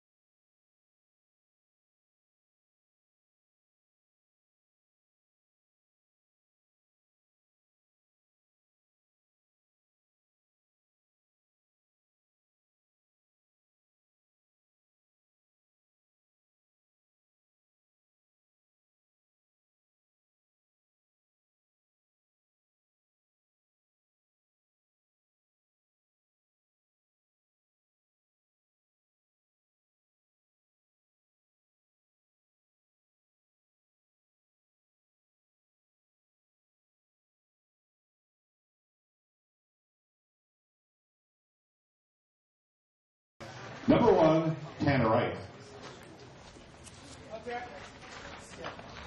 Jeff Kirsten still on the mound for the top of the 6th inning. New hitter is Tanner Wright out of Cal Lutheran University. 0 for 2, a flyout to center field, a ground out. Back to the pitcher to lead off the game in the 1st inning. Kirsten peers in, gets his sign, kicks, and here's the pitch. Fastball lined right back to the fence. Actually got stuck in the fence. His teammate Michael Spears getting the ball out, throwing it over to the Packers dugout. 0-1.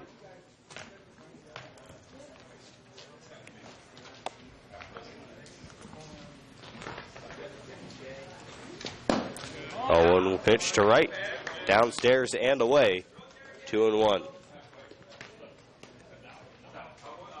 1-1, excuse me. Tanner Wright, his on-pace percentage has been great, as has his average, .310 and .412. Ground ball over to the 3rd baseman. Wright, a chance to reach, he will.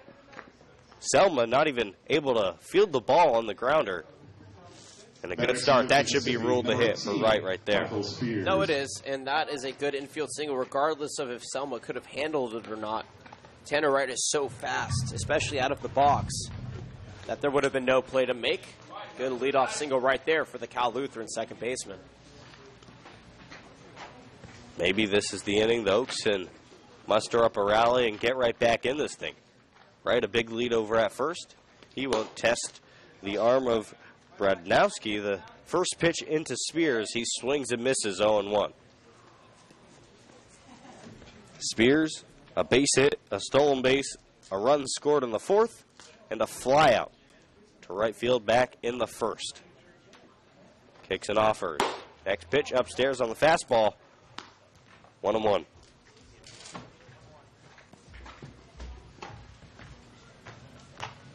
Big spot here for Spears, trying to capitalize on that single back in the 4th, and he can do it. Just looking for his pitch. 1-1 offering upstairs again. 2-1.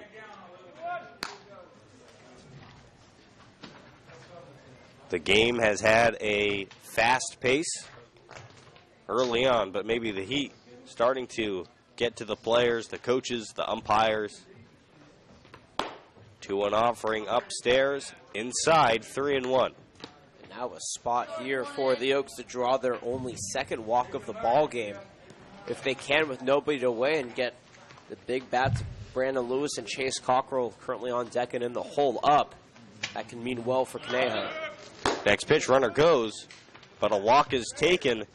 So Wright heads over to second base, Spears over to first base, and Brandon Lewis, the big right-hander, in to do some more damage on the day. He's 1 for 2 with a bomb to straightaway center field. And this is the guy you want up. Obviously, Chase Cockrell, who is 0 for 2 today. They said he reached on error back in the last, or a couple innings ago, but Lewis first has to take the steps to advance these runners or at least score, because he has accounted for both the Oaks' runs so far with that home run and that RBI sack out to center field. If he can find a way to drive in right or at least load up the bases, Chase Cockrell could change the course of this game with one swing of the bat. That was the second walk for Jeff Kirsten. Came in, faced 3 batters, and got 3 outs. Last inning. Now in some trouble here. First and second, the first pitch to Lewis on the edge, 0-1. Lewis began to go, held up his swing, thought it was a ball. The umpire disagreed. No balls, 1 strike.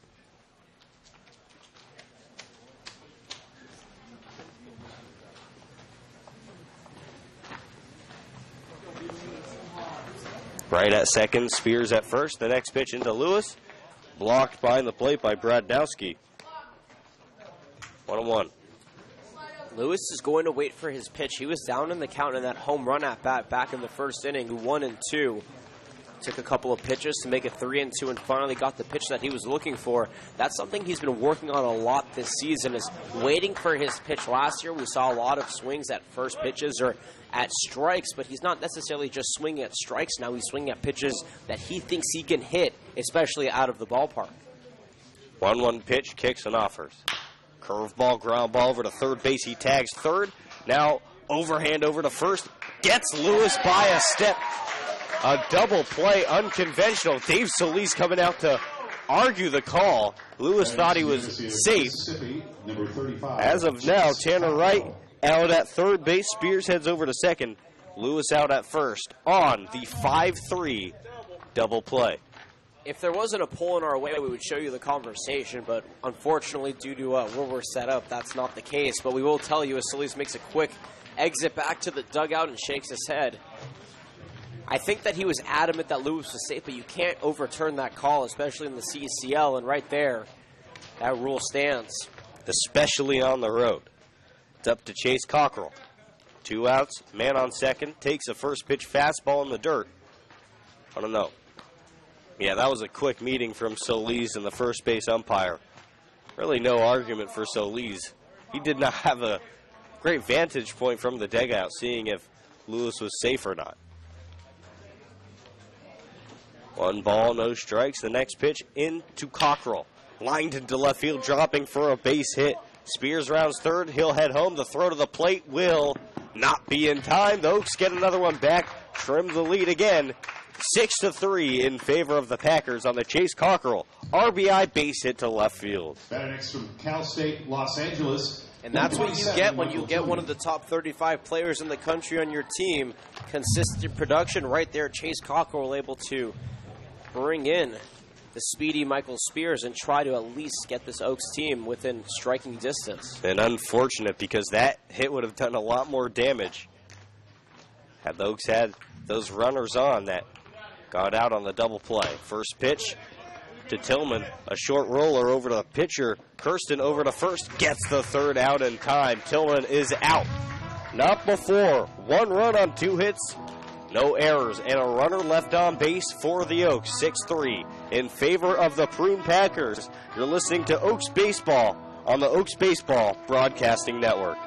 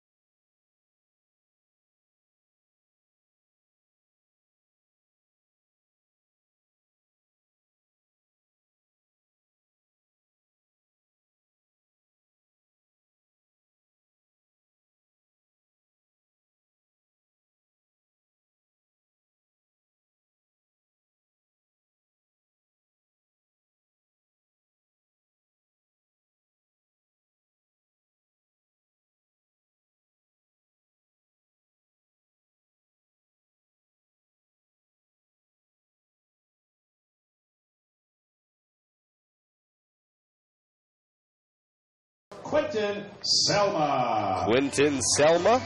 Next up, the big lefty facing Joe Torres.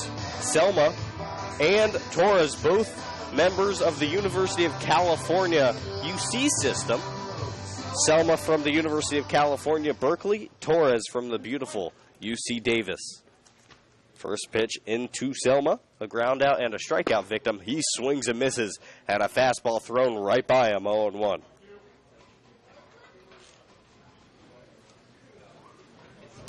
Torres has given the Oaks a big boost in the bullpen since his arrival.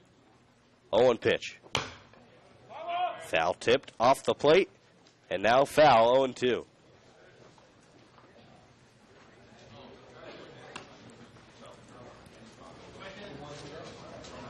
Good spot here for Torres. He's been dealing. Going back to that Tuesday appearance against the Foresters, when he only gave up 2 hits and struck out 3 batters, including 3 in the 6th inning. Trying to take that momentum here into this relief appearance today. 0-2. The pitch lifted out of play to the left side. Hit pretty hard. But well to the left of the left field foul line. We're in the bottom of the 6th inning. The Oaks got one back in the top half of the 6th on a Chase Cockrell RBI base hit to left field. The Oaks sticking around. Now the 0-2 pitch. Slider in the dirt. Good block again by Sims. He's been very impressive today. 1-2. And that's a good pitch here from Torres, getting Selma to battle off a couple of fastballs. Then you go with the slider. Now you have an area that you can work with. You've established the inside part. Now you establish the lower part. We'll see what he does here. 1-2. Slider again. Almost an identical pitch. Taken again. 2-2 to Selma. Identical pitch, but not as low. That one was more towards the knees, and we've seen umpires call that strike 3 before. Though today that low part of the strike zone hasn't been there on either side.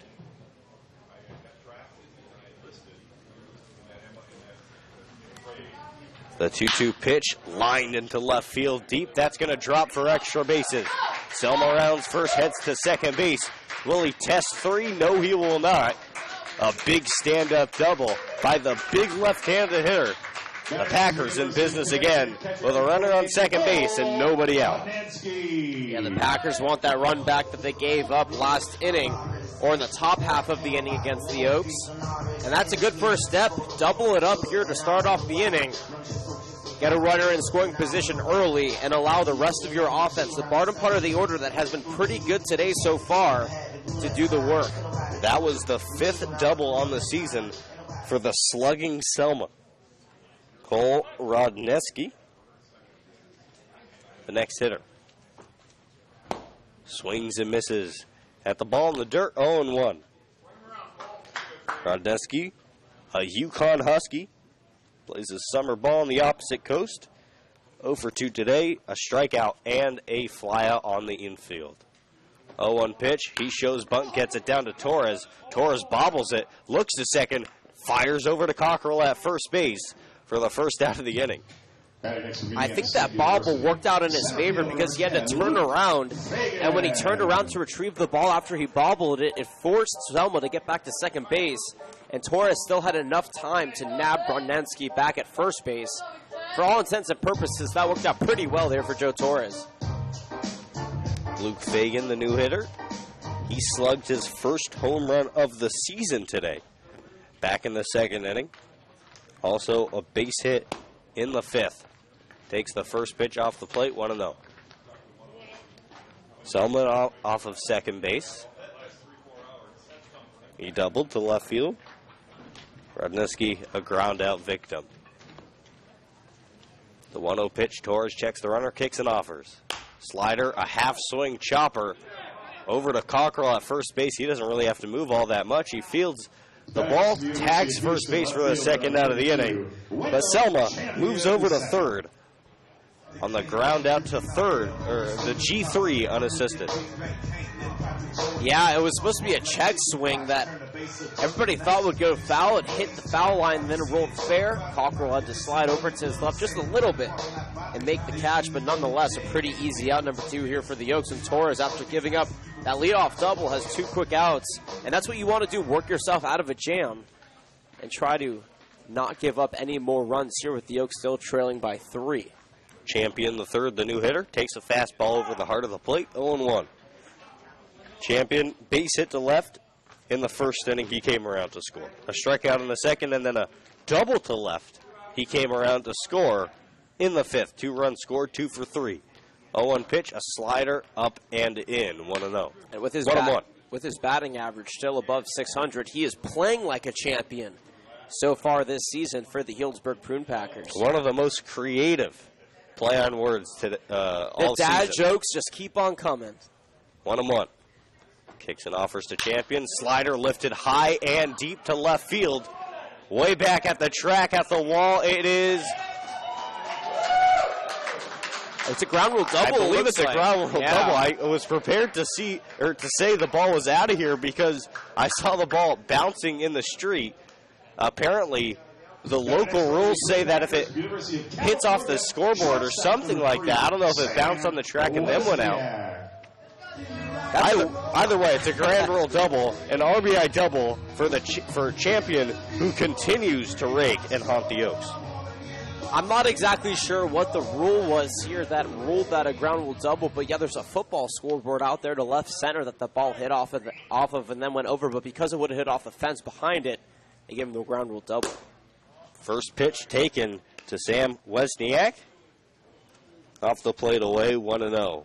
Wesniak, 2 for 3, a base hit, and a double. 1 run scored to accompany his fly out to right field. Champion now 3 for 4 on second base. 1-0 pitch takes. Is a swing and a miss, 1-1. It's hot, don't worry, Jordan. I feel that. It is hot, but it seems like as the day goes longer, the heat just keeps picking up. Nowhere I'd rather be. Nothing better than this. 1-1 pitch. Off the plate by about a foot, 2-1. I'm glad to hear that. Otherwise, I think that our trip would have been all for naught if you personally weren't enjoying yourself. And when you're enjoying yourself, Jordan, I'm enjoying myself. I'm glad that we have that spiritual connection, Jonathan. 2-1 pitch. Fastball, swung on and missed. Started over the heart of the plate, ran back to the inside corner. Wesniak had no chance. That was a wicked pitch. Yeah, Wesniak looking for that spiritual connection between his bat and the ball that has been lacking here. He was an atheist on that pitch. 2-2, man on second. 2 outs in the inning. Slider well outside, full count now. A run on 2 hits so far in the inning. 7-3 is the score, 7 runs, 10 hits. 2 errors for the Packers, 3, 5, and 0 for the Oaks. Torres gets his sign. Deep breath, the pitch. Slider, did it come back? Yes, it did. Catches the inside corner to end the inning. 7-3 is the score. A run on 2 hits, no errors. 1 man left on base. You're listening to Oaks Baseball on the Oaks Baseball Broadcasting Network. Don't go anywhere.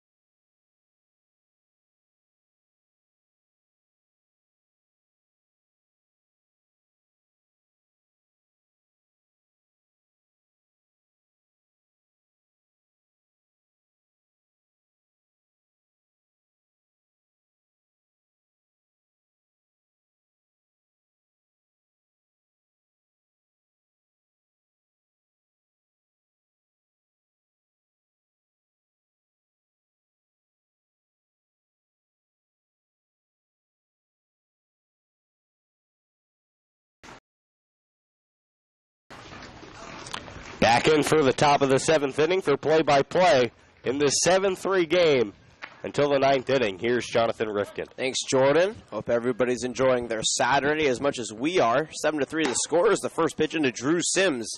Misses inside for ball 1.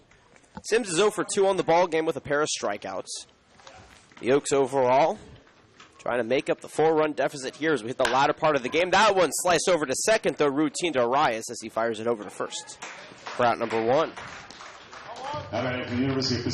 Not a lot of ground balls in this ball game on either side. Most have been strikeouts or pop-outs on the Oaks end, and a lot of flyouts on the Packers end. They've only struck out 4 times. The Oaks have struck out 5 times today.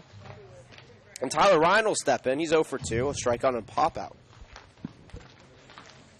3 runs, 5 hits for the Oaks. 7 runs, 10 hits, and 2 errors for the Packers. The first pitch to Ryan is a strike over the heart of the plate.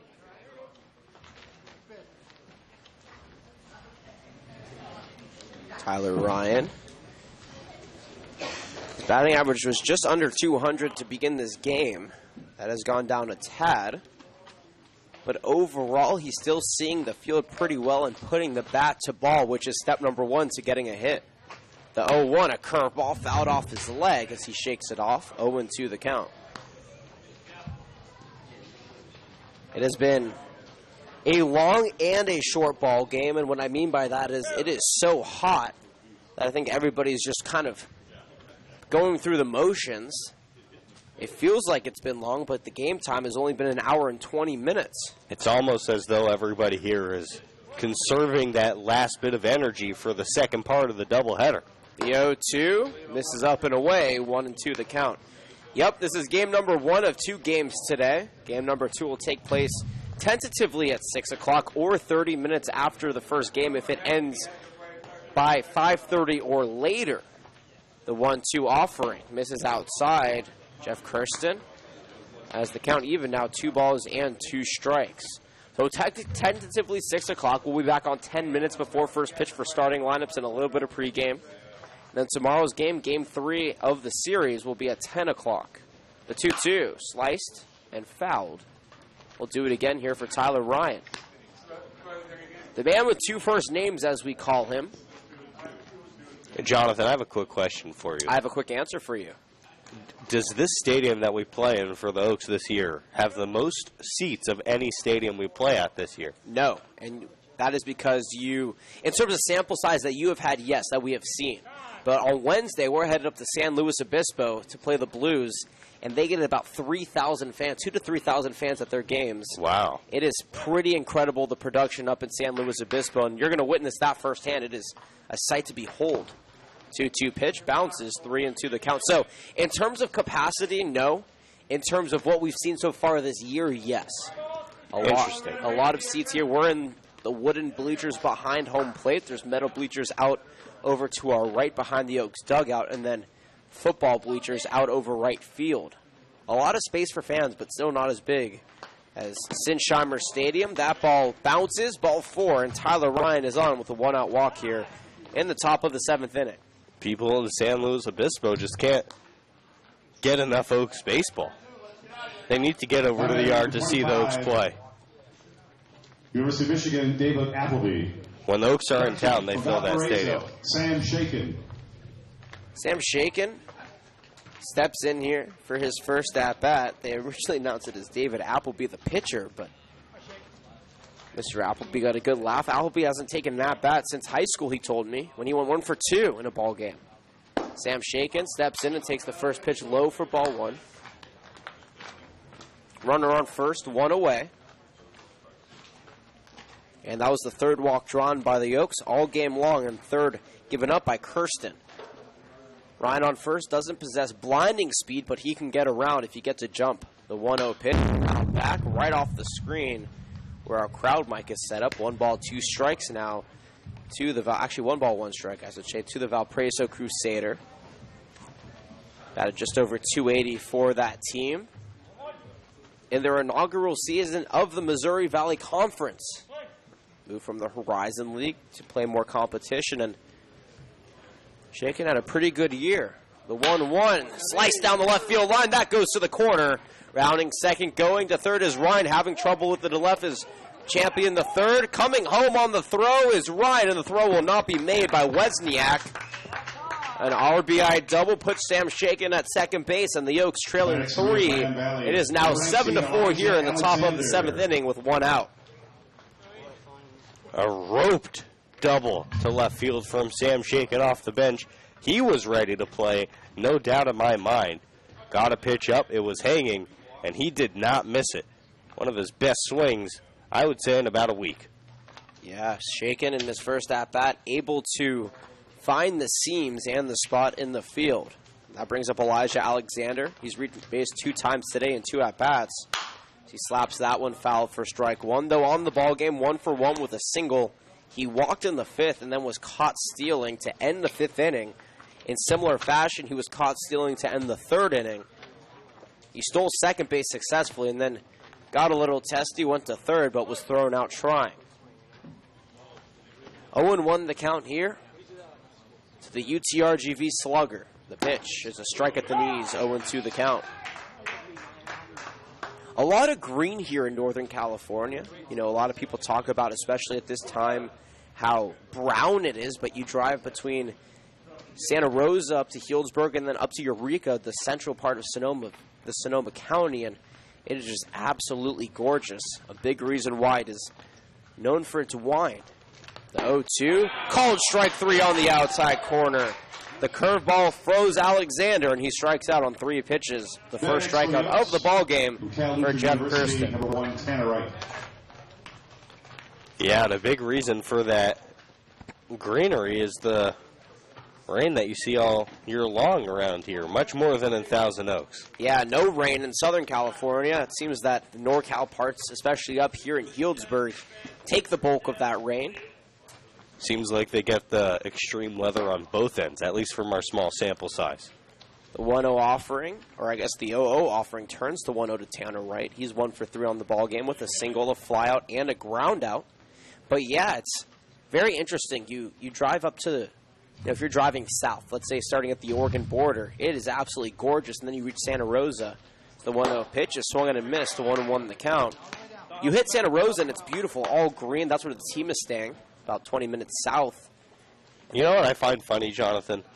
Whenever people talk about driving to Northern California, they think about San Francisco.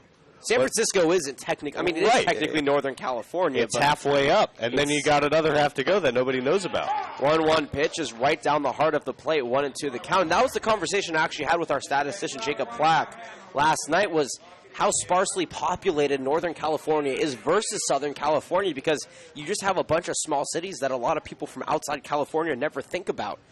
Southern California is not as sparsely populated. The big cities are all pretty close to each other. The 1-2 pitch is a curveball upstairs, evens the count. But once you get south of Sonoma County, into San Francisco, into Marin County, you get the city, and then it starts to turn very brown. Of course, you go into Central California towards Sacramento, and there's absolutely not a tree in sight. All the way down to Bakersfield and then into Valencia, finally to Thousand Oaks. 2-2 pitch, and fumbled. It was swung on a foul tip to Brandansky. He fumbled it, barehanded it, and caught it for a strikeout, and the 3rd out of the inning. Wow, what a play there by Cole Brandansky. And that will end the top of the 7th inning. It's time to stretch now. We're going to take a break. 1 run, 1 hit, no errors, 1 left on base, 7-4 the score. Enjoy the 7th inning stretch. We'll be right back on the Oaks Broadcasting Network. Okay.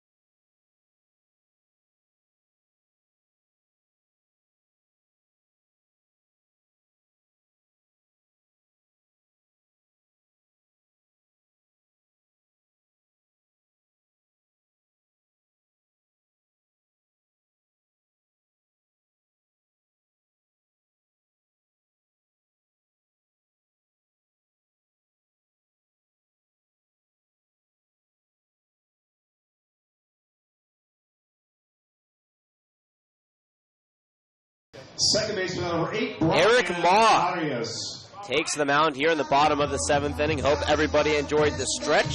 Hope you're enjoying your Saturday afternoon turned early evening now, no matter how you're watching or where you're watching. We appreciate you making us a part of your Saturday plans. Eric Ma relieves for Joe Torres, who went an inning and a third, gave 2 hits, 1 run, no walks, and a strikeout. Ma from Whitman College, burning number 29 on his bat. I'll give you his back, I should say. Give you his stats here in just a moment as the first pitch to Brian Arias is taken upstairs for ball 1.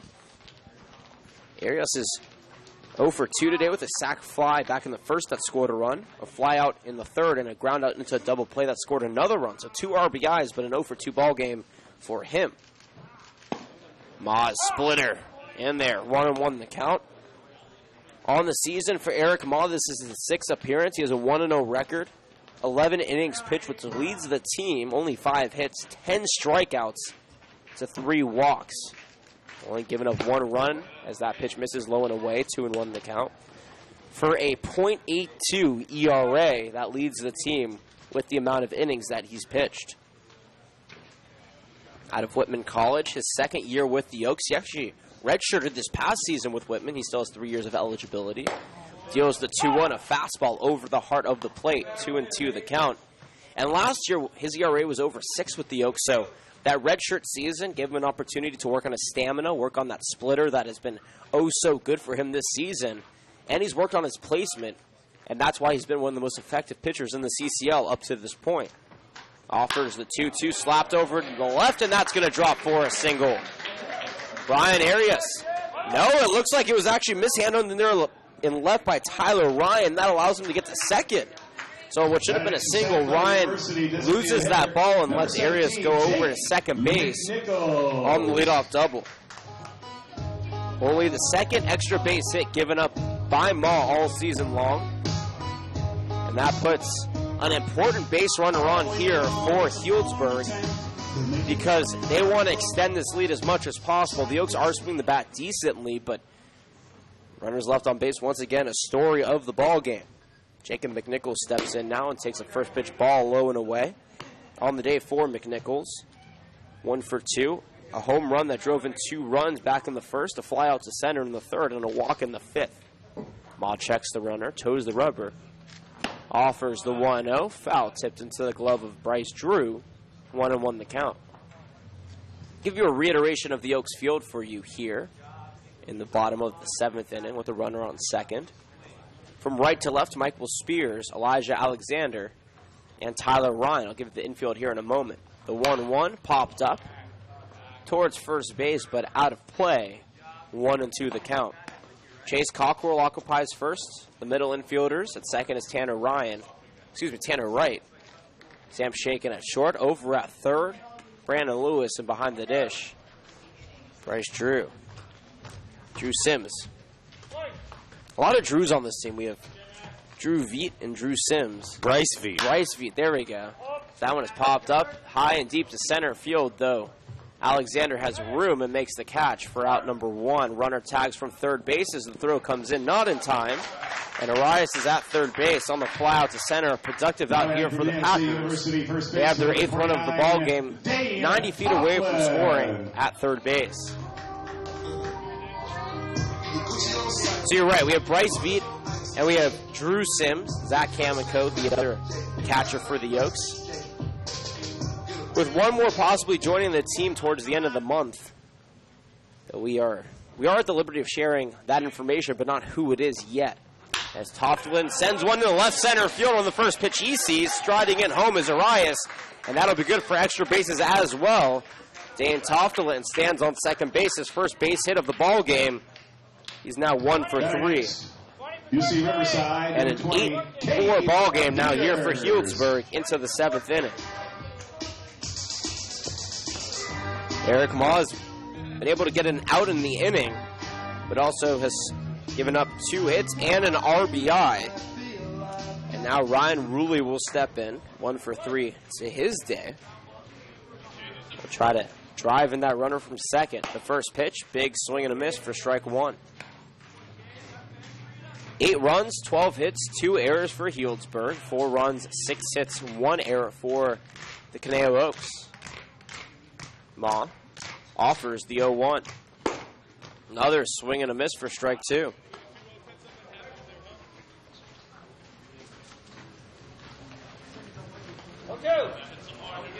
Yeah, a rare rough outing for Eric Ma. Not his sharpest splitter, which he really relies on quite a bit. With an 0-2 pitch, he deals the splitter, slapped over to first, off Cockrell's glove, and into right field.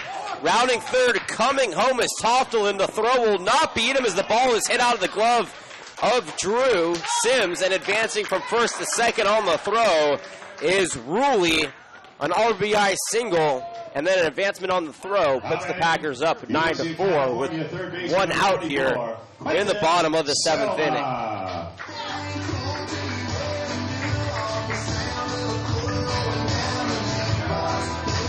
Only one earned run and 5 hits coming into today's relief appearance for Eric Ma.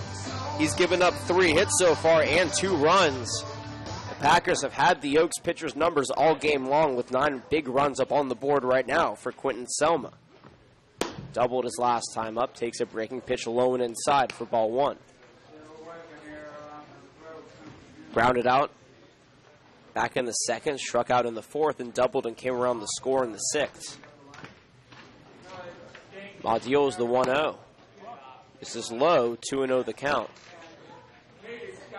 The Oaks have only given up double-digit hits 2 other times this season. Most recently on Tuesday against the Santa Barbara Foresters in that 6-5 loss, they gave up 10 hits. The 2-0 misses inside. Had Selma running out of the way of it, 3-0 the count. Now it looks like Ma may be in his own head a little bit, trying to pitch around some of these batters, though that is never a recipe for success. You just have to shake off the last couple of at-bats and pitch like nothing's happened. The 3-0 pitch is a 2-seamer in there for strike 1. The crowd here coordinating in the maroon red that the Healdsburg Prune Packers sport as their jersey color. It's a nice color as that one has popped up, but out of play, 3-2 the count. The maroon red, a staple for the wine and prune packing industry that this area is known for. Packers, the oldest team in the country, 1936 was their start. The payoff pitch misses low and away. And that puts Selma over to first base, though head coach Solis from the dugout heckled the umpire a little bit and said, that was a good pitch. I'm not exactly sure what you're calling. Only the 2nd walk drawn all game by the Prune Packers, and they have runners on first and second now with 1 away.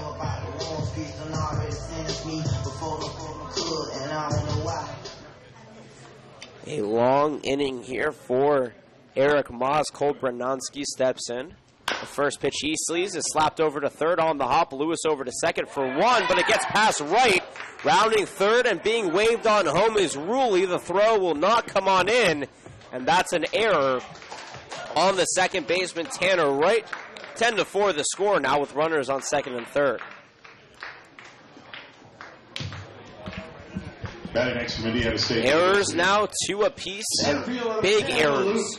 Fagan. Right now for the Conejo Oaks, the last thing you want to do is let this game get out of hand. Those 6 runs and only 2 more innings to play in game number 1 of the day. That may very well be the case right now with Luke Fagan stepping in.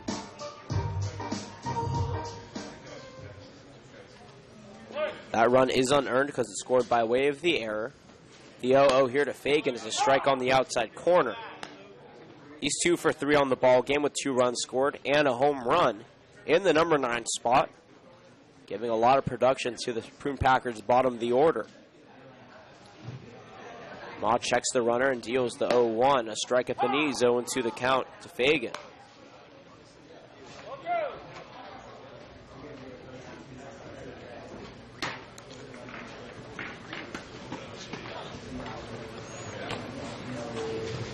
Ball stretches at the belt. The 0-2 is a splitter, cut back against the screen, and won't do it again. Reiteration of the Oaks field. Spears in right, Alexander in center, and Tyler Ryan on left. Cockrell at first. Wright at second, Shaken at short, Lewis at third, and Drew Sims behind home plate. The 0-2. Misses outside, 1-2 the count. Fagan in his second year with this Prune Packer team. One of 3 returners in this lineup for Coach Gomes. The 1-2. Misses inside, 2-2 the count. Fans have quieted it down a little bit, but the temperature has yet to drop, still in triple digits. Now at 510. Gotta wonder how hot the evening game is going to be if that's how hot it is right now in the latter part of this afternoon.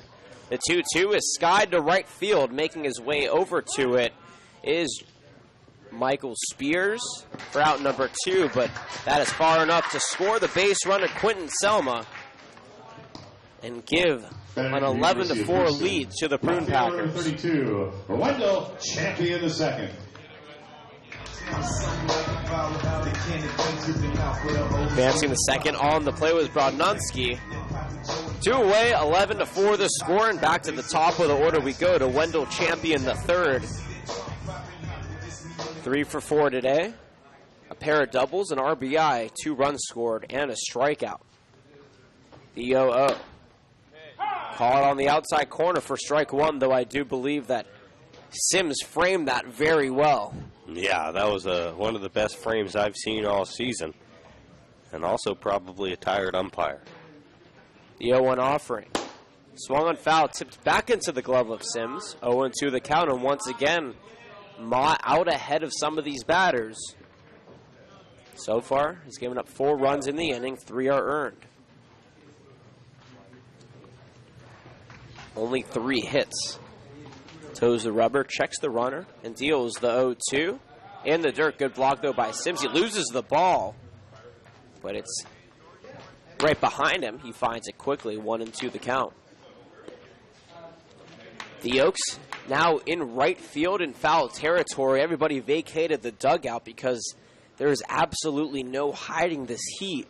Only a few players in there. The Packers are out behind their dugout where there is some shade. The 1-2 misses low and away, 2-2 the count. And that's smart. The last thing you want is a player to get heat stroke or to get dehydrated, especially with another game looming here in about an hour or so, 45 minutes maybe.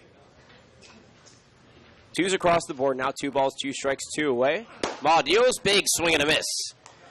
On the pitch number 5 of the at-bat, Wendell Champion, the third, goes down swinging. The first strikeout for Eric Ma on the ball game. Nonetheless, though, 4 runs on 3 hits, 1 error, and 1 left on base. We're through 7 full here from Recreational Field in Healdsburg, California. The Oaks trail 11-4 on the Oaks Baseball Broadcasting Network.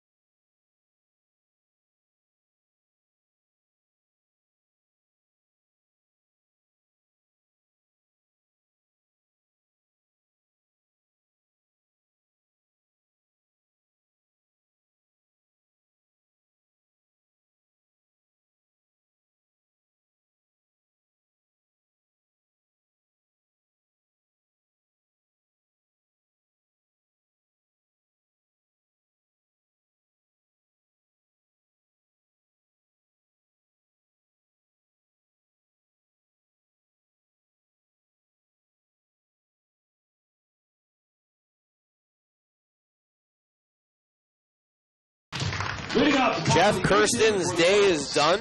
Back here in the top of the 8th. New pitcher on the mound is Jackson Cunningham out of Cal State University Northridge on the season for Cunningham. 6 innings pitched, 7.5 ERA, 1 strikeout, 5 walks, and 7 hits. Stepping in here for the Oaks to lead things off is Michael Spears in the 2 spot. Takes a first pitch strike over the heart of the plate. Spears on the day is 1 for 2. He was walked. He has 2 runs scored. And he flew out back in the first inning. One of the most productive Oaks today. The 0-1. Misses outside. 1-1 the count.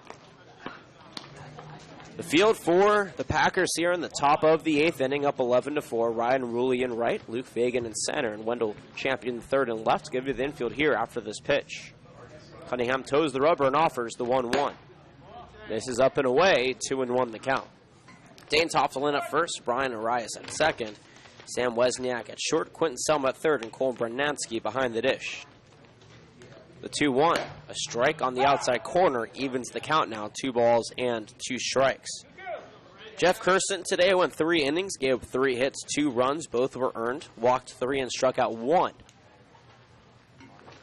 2-2. Slider, slice to right center field. Ruley and Fagan under it, and Fagan at center field makes the catch for out number 1. Next from UC Irvine, number 23, Brandon Lewis. And that'll bring up Brandon Lewis, who was originally committed to CSUN last year, decommitted. Went back to Pierce for a second season, and then committed to UC Irvine midway through the baseball season. He steps in on the day today. He has accounted for half the Oaks' runs by way of his own bat. He had a home run back in the first inning, and RBI a run back in the 4th by way of a sacrifice. He also grounded into double play in the 6th. That pitch, a strike over the heart of the plate. 0-1 the count to Lewis. The big third baseman taps the base, twirls the bat, and the 0-1 offering is slapped down the right field line, but towards the goal post, though it just misses. 0-2 the count. If he goes in there, do the Oaks get 3 runs? They'd hope so. It'd be like a field goal for baseball. Tell you what, it would be a heck of a shot if they can get one through that goalpost, 400 feet to the right of home plate. The 0-2 glides outside, 1 ball, 2 strikes.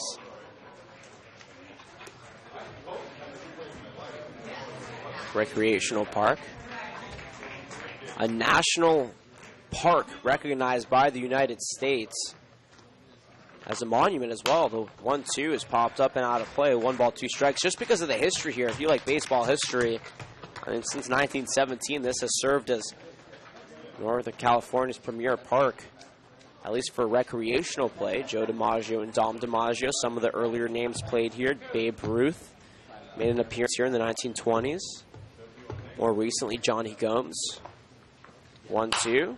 Popped up and out of play once again. Lewis fighting off some of these pitches with that sun just beaming down onto the field. Days are starting to get shorter as we're past the summer solstice, though not too much and not too quickly, as the heat is still up in triple digits. Cunningham offers the 1-2. And that one hits the left elbow of Lewis after fighting off a couple of pitches. It pays off. And he jogs over to first base on the hit by pitch, the second of the game. The first, though, drawn by the Oaks. Chase Cochran now stepping in. He's reached base twice, though he is 1 for 3. A strikeout looking in the first. Reached on error in the 4th and singled in the 6th. 7 for 11 so far in his Oaks debut in 2018. And by debut, I mean the last 3 games that he's played, because he joined the team late. First pitch to him is a bouncing ball. Brunonsky quickly covers it, though. 1-0 the count. Lewis over at first leads the Oaks in stolen bases. He has 3. We'll see here with 1 away if they send him, or at least put the hit and run on with one of the best contact hitters in the league in on the right-handed batter's box. The 1-0 pitch misses up and away. Evens the count, and it looks like Bailey Holbrook will pinch hit here if the inning continues after this at-bat in place of Michael Tillman. Holbrook has been injured for the last 2 weeks. It's good to see him back out there warming up on the Oaks on deck circle.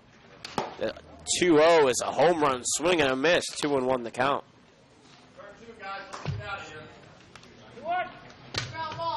11 runs, 13 hits, 2 errors for the Packers. 4 runs, 6 hits, 2 errors for the Oaks. Runner on first. The Oaks have an uphill climb here with the last 2 innings looming. The 2-1. Called a strike on the outside corner. A good frame there by Brununski, and that evens the count. 2 balls and 2 strikes. Those outside frames have been working on both sides. I wouldn't necessarily say that those are strikes, but the catchers are framing them very well. Lewis takes a step-and-a-half lead off. The 2-2. Fouled back against the screen right off, I think, the hand of Brununski a little bit. Came up shaking it, though he's okay. 2-2 the count remains. Chase Cockrell named a semifinalist for the Golden Spikes Award, given to the best player in college baseball. Made the top 35 list, batted .324 at Ole Miss this past season. Was an absolute force in the SEC. The 2-2 pitch in the dirt gets away from Brununski, though Lewis doesn't go. 3-2 the count.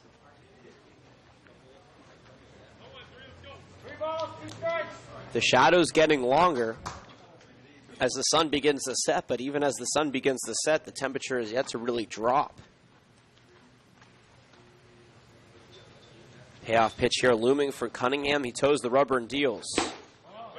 Ball 4. Cockrell thought about it. Oh, the appeal said that he went around. Lewis goes over to second. I don't think that... That's an interesting call there because the home plate umpire, if he went around, would have called it a strike if he went around. The appeal was late, and the first base umpire said he went around, and Cockrell has to go back to first base by way of a strike 3. Though I really don't think that he went around because that ball never that bat never broke his shoulder or the plane. Yeah, that is maybe the worst call the Oaks have endured all year long.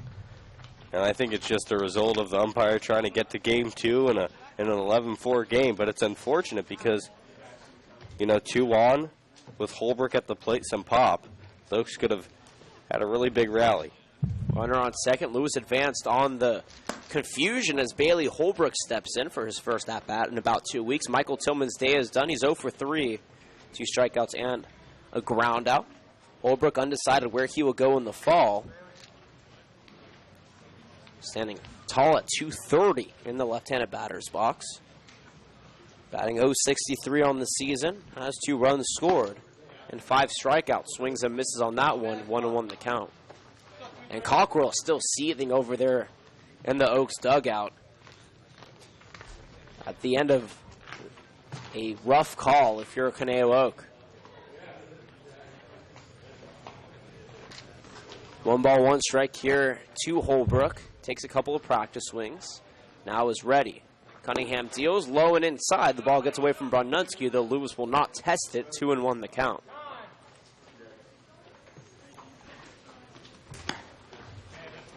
(11, 13, and 2). That's 11 runs, 13 hits, and 2 errors for the home team Packers. 4, 6, and 2 for the visiting Conejo Oaks. The only NorCal trip they will have all season long, though the Packers do come down to play the Oaks in the final game of the regular season in Cal Lutheran.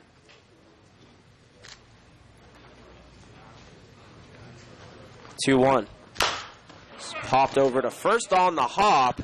Toftelin waits for it. The foot race is on, and he's able to beat out Holbrook on the unassisted putout for out number 3. No runs, no hits, no errors. Brandon Lewis is stranded on second base. To the bottom of the 8th we go. The Oaks trail 11-4 right here on the Oaks Baseball Broadcasting Network.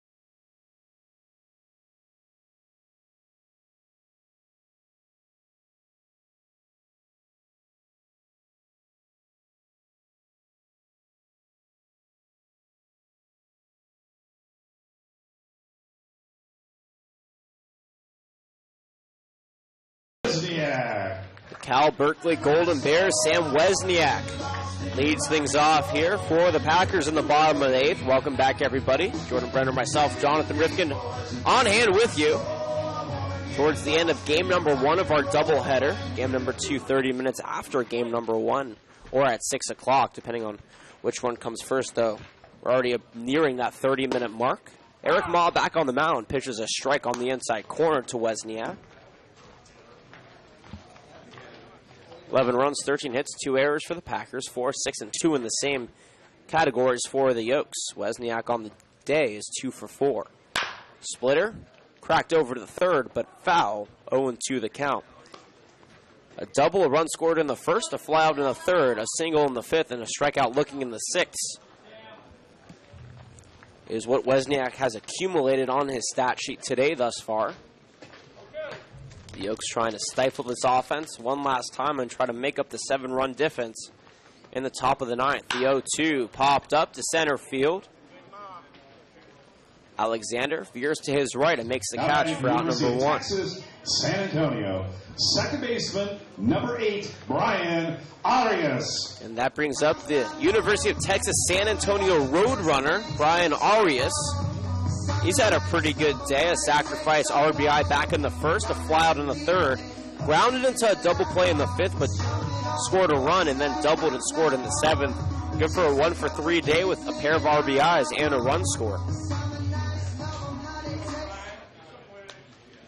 Waves that bat over his right shoulder in a counterclockwise circle. The first pitch from Ma. Low for ball 1. The Yokes trying to keep it a short pen because of game number 2 here in a couple of minutes. Maybe an hour or so, depending on when the conclusion of this game is. We'll keep you posted on everything, including the link for the second game. The 1-0 pitch misses low and away. 2-0 the count. And this road trip was supposed to be a little bit different at the beginning of the season. The Neptune Beach Pearl dropped the league about 3 days before the season started. The Yokes were supposed to play them before playing the Packers, but that all changed, and the Yokes had to adjust their schedule a little bit. 2-0 pitch, slapped into center field, and that's going to drop for a 1-out single. Brian Arias reaches first base by way of a single to center. The Packers have another runner on here. That's their 14th hit of the ball game, the most the Yokes have given up all season long. And Jacob McNichols now stepping in. He had that big 2-run homer back in the first. He's walked in the fifth and flown out to center in 2 other trips. 1 for 4 so far for him on the ball game. Runner on first takes a comfortable 2.5 lead off. Step lead off, I should say. The 0-0 to McNichols is a splitter in there for strike 1. 14 hits the Packers have put up. The Yokes haven't given up more than 11 all season long. The Packers have well exceeded that total so far here today. The 0-1 pitch misses inside, twirling out of the way was McNichols. 1-1. They count 11-4, also the largest deficit that the Yokes have had to face all season long. And they have a mountain to climb. The 1-1 swung on and missed for strike 2.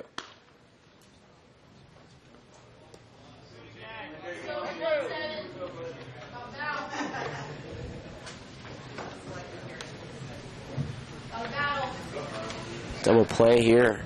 Can end the inning. The 1-2 popped up, but back against the screen, and we'll do it again.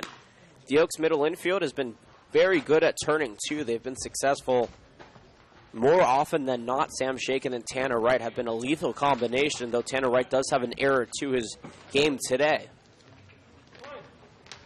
They're both playing in double play depth. 1 away, runner on first. Ma will check the runner in Arias, but nothing doing as he'll slide back easily.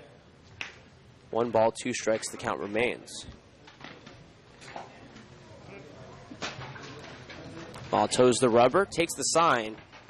Splitter, popped up in the shallow left field. Tyler Ryan takes a couple of steps, almost loses it, but makes the catch and falls down for out number 2. A theatrical out number 2 out there and left. Yeah, we're getting into that time where it's hard to see fly balls with the setting sun. Good play by Ryan to adjust to that baseball. And the wind now picking up out towards center. The wind has been dead through the first 7 innings, but just started to pick up here about 5 minutes ago. And that could benefit the hitters. But we'll see how it shifts as the game goes on. Dave Toftelin fouls off the first pitch he sees on a check swing. 0-1 the count to him. In the 5th spot, he's 1 for 3, a fly out, a ground out. He was hit by a pitch in an RBI double where he scored thereafter back in the 7th inning. It's been a good day for Toftelin. Runner on first, 2 away. Ma offers the 0-1. A strike right over the heart of the plate, 0-2 the count. And Simmons has been a maestro behind the plate framing these pitches. That was a strike regardless, but he crept it up towards the middle just a little bit to allow his pitcher to get the leeway that he needed regardless. 0-2. Cracked back. 0-2 count remains.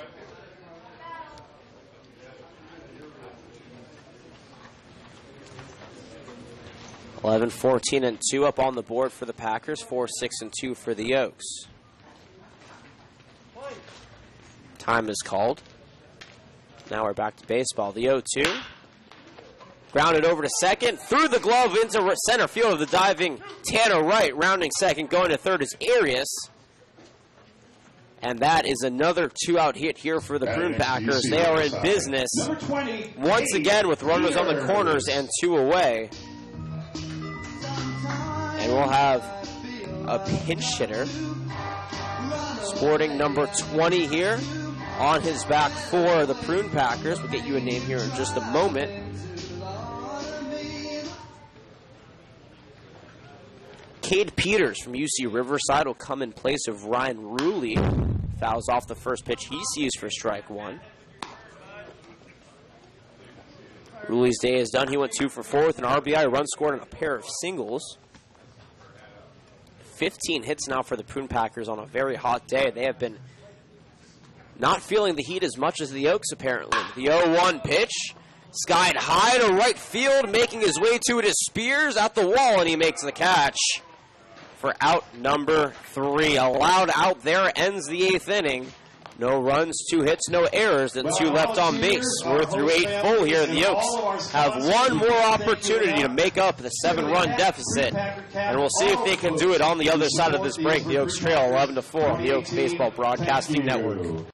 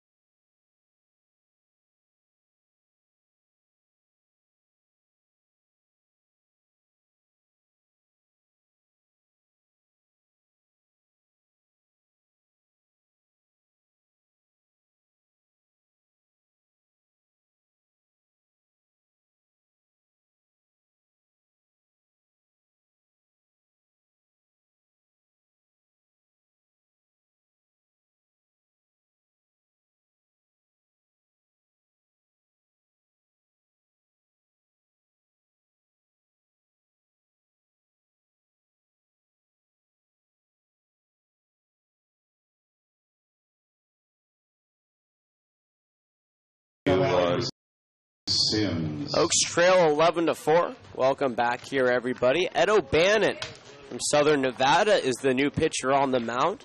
He comes into today with 7 innings under his belt and a 3.86 ERA. Jackson Cunningham went an inning, struck out 1, and that was it for his day. The first pitch to Drew Sims is swung on and missed for strike one on the day for the catcher out of the University, or the Utah Valley University. A lot of U's in their name, but regardless, for 3 with a pair of strikeouts and a ground out. The Oaks trying to make up the 7-run deficit here on the top of the 9th. The 0-1 pitch slapped down the line and stays fair. Bounces off the plate, barehanded by Selma, thrown over to first, but it's off. Sliding to make the stop is Tofteland. But nonetheless, the Oaks got a leadoff single here by Drew Sims. That was a tough play to make over at third. Great barehand by Selma, though. He was deep on the left side of the field, couldn't make the play over to first. By the way, there's a new right fielder. Cade Peters took the place of Ryan Ruley. And Tyler Ryan now stepping into the right-handed batter's box.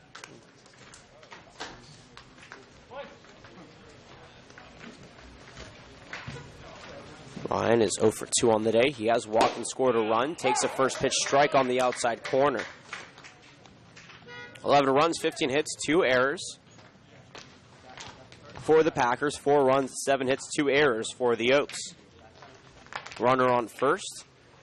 Nobody away. The 0-1 pitch from O'Bannon. Beautiful breaking pitch. Acted and missed for strike 2. Tyler Ryan from the University of the Pacific has shown some inconsistency at the plate so far this season, but has kept a positive attitude and has always been able to put the bat onto the ball, which is step number 1 to eventually getting hits. The 0-2 popped up, but out of play. The count will remain, no balls, 2 strikes.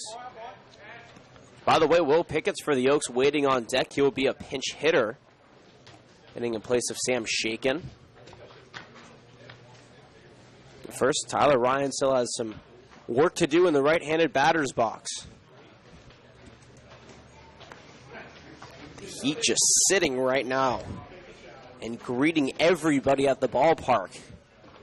98 degrees, now finally out of triple digits. The 0-2.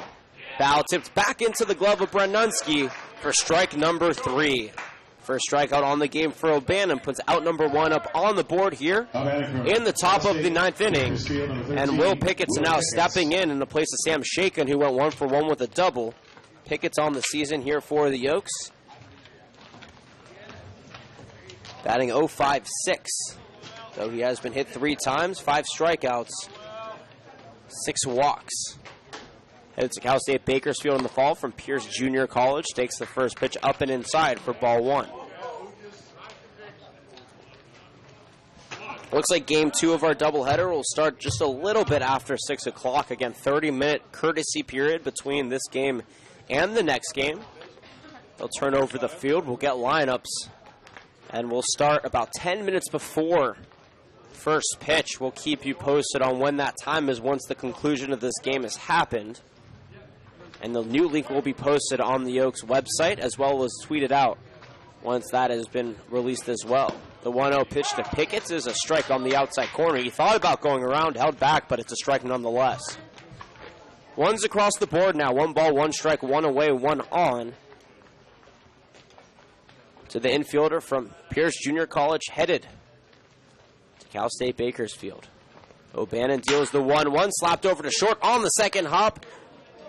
Wesniak over to second, run the relay to Tofton for 2, and this ball game is over. 6-4-3 double play ends the game. No runs, a hit, no errors.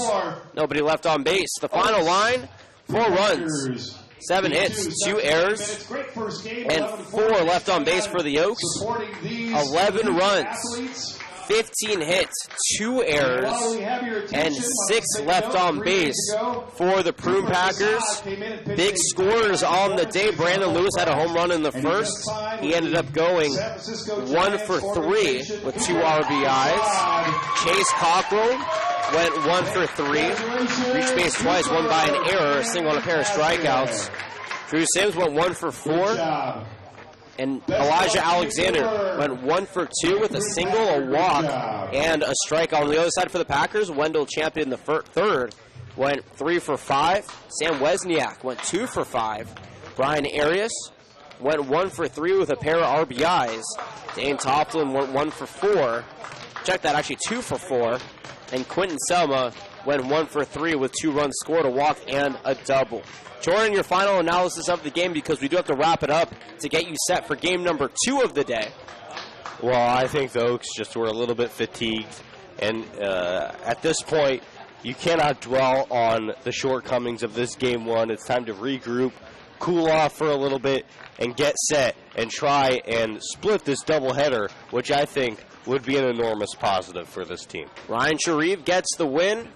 Justin Friedman gets the loss, and we're going to leave it there.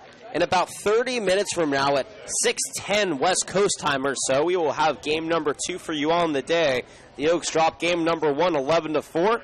For everybody who made this broadcast possible, from the Healdsburg Prune Packers side to the Conejo Oaks side, a big thank you to my broadcasting partner, Jordan Brenner. We'll be back on a different stream, which will be posted on the Oaks website in about 5 minutes, as well as tweeted out right here on the Oaks Baseball Broadcasting Network. This has been a production of the Conejo Oaks. We'll see you in about 30 minutes for game number 2 between the Conejo Oaks and the Healdsburg Prune Packers.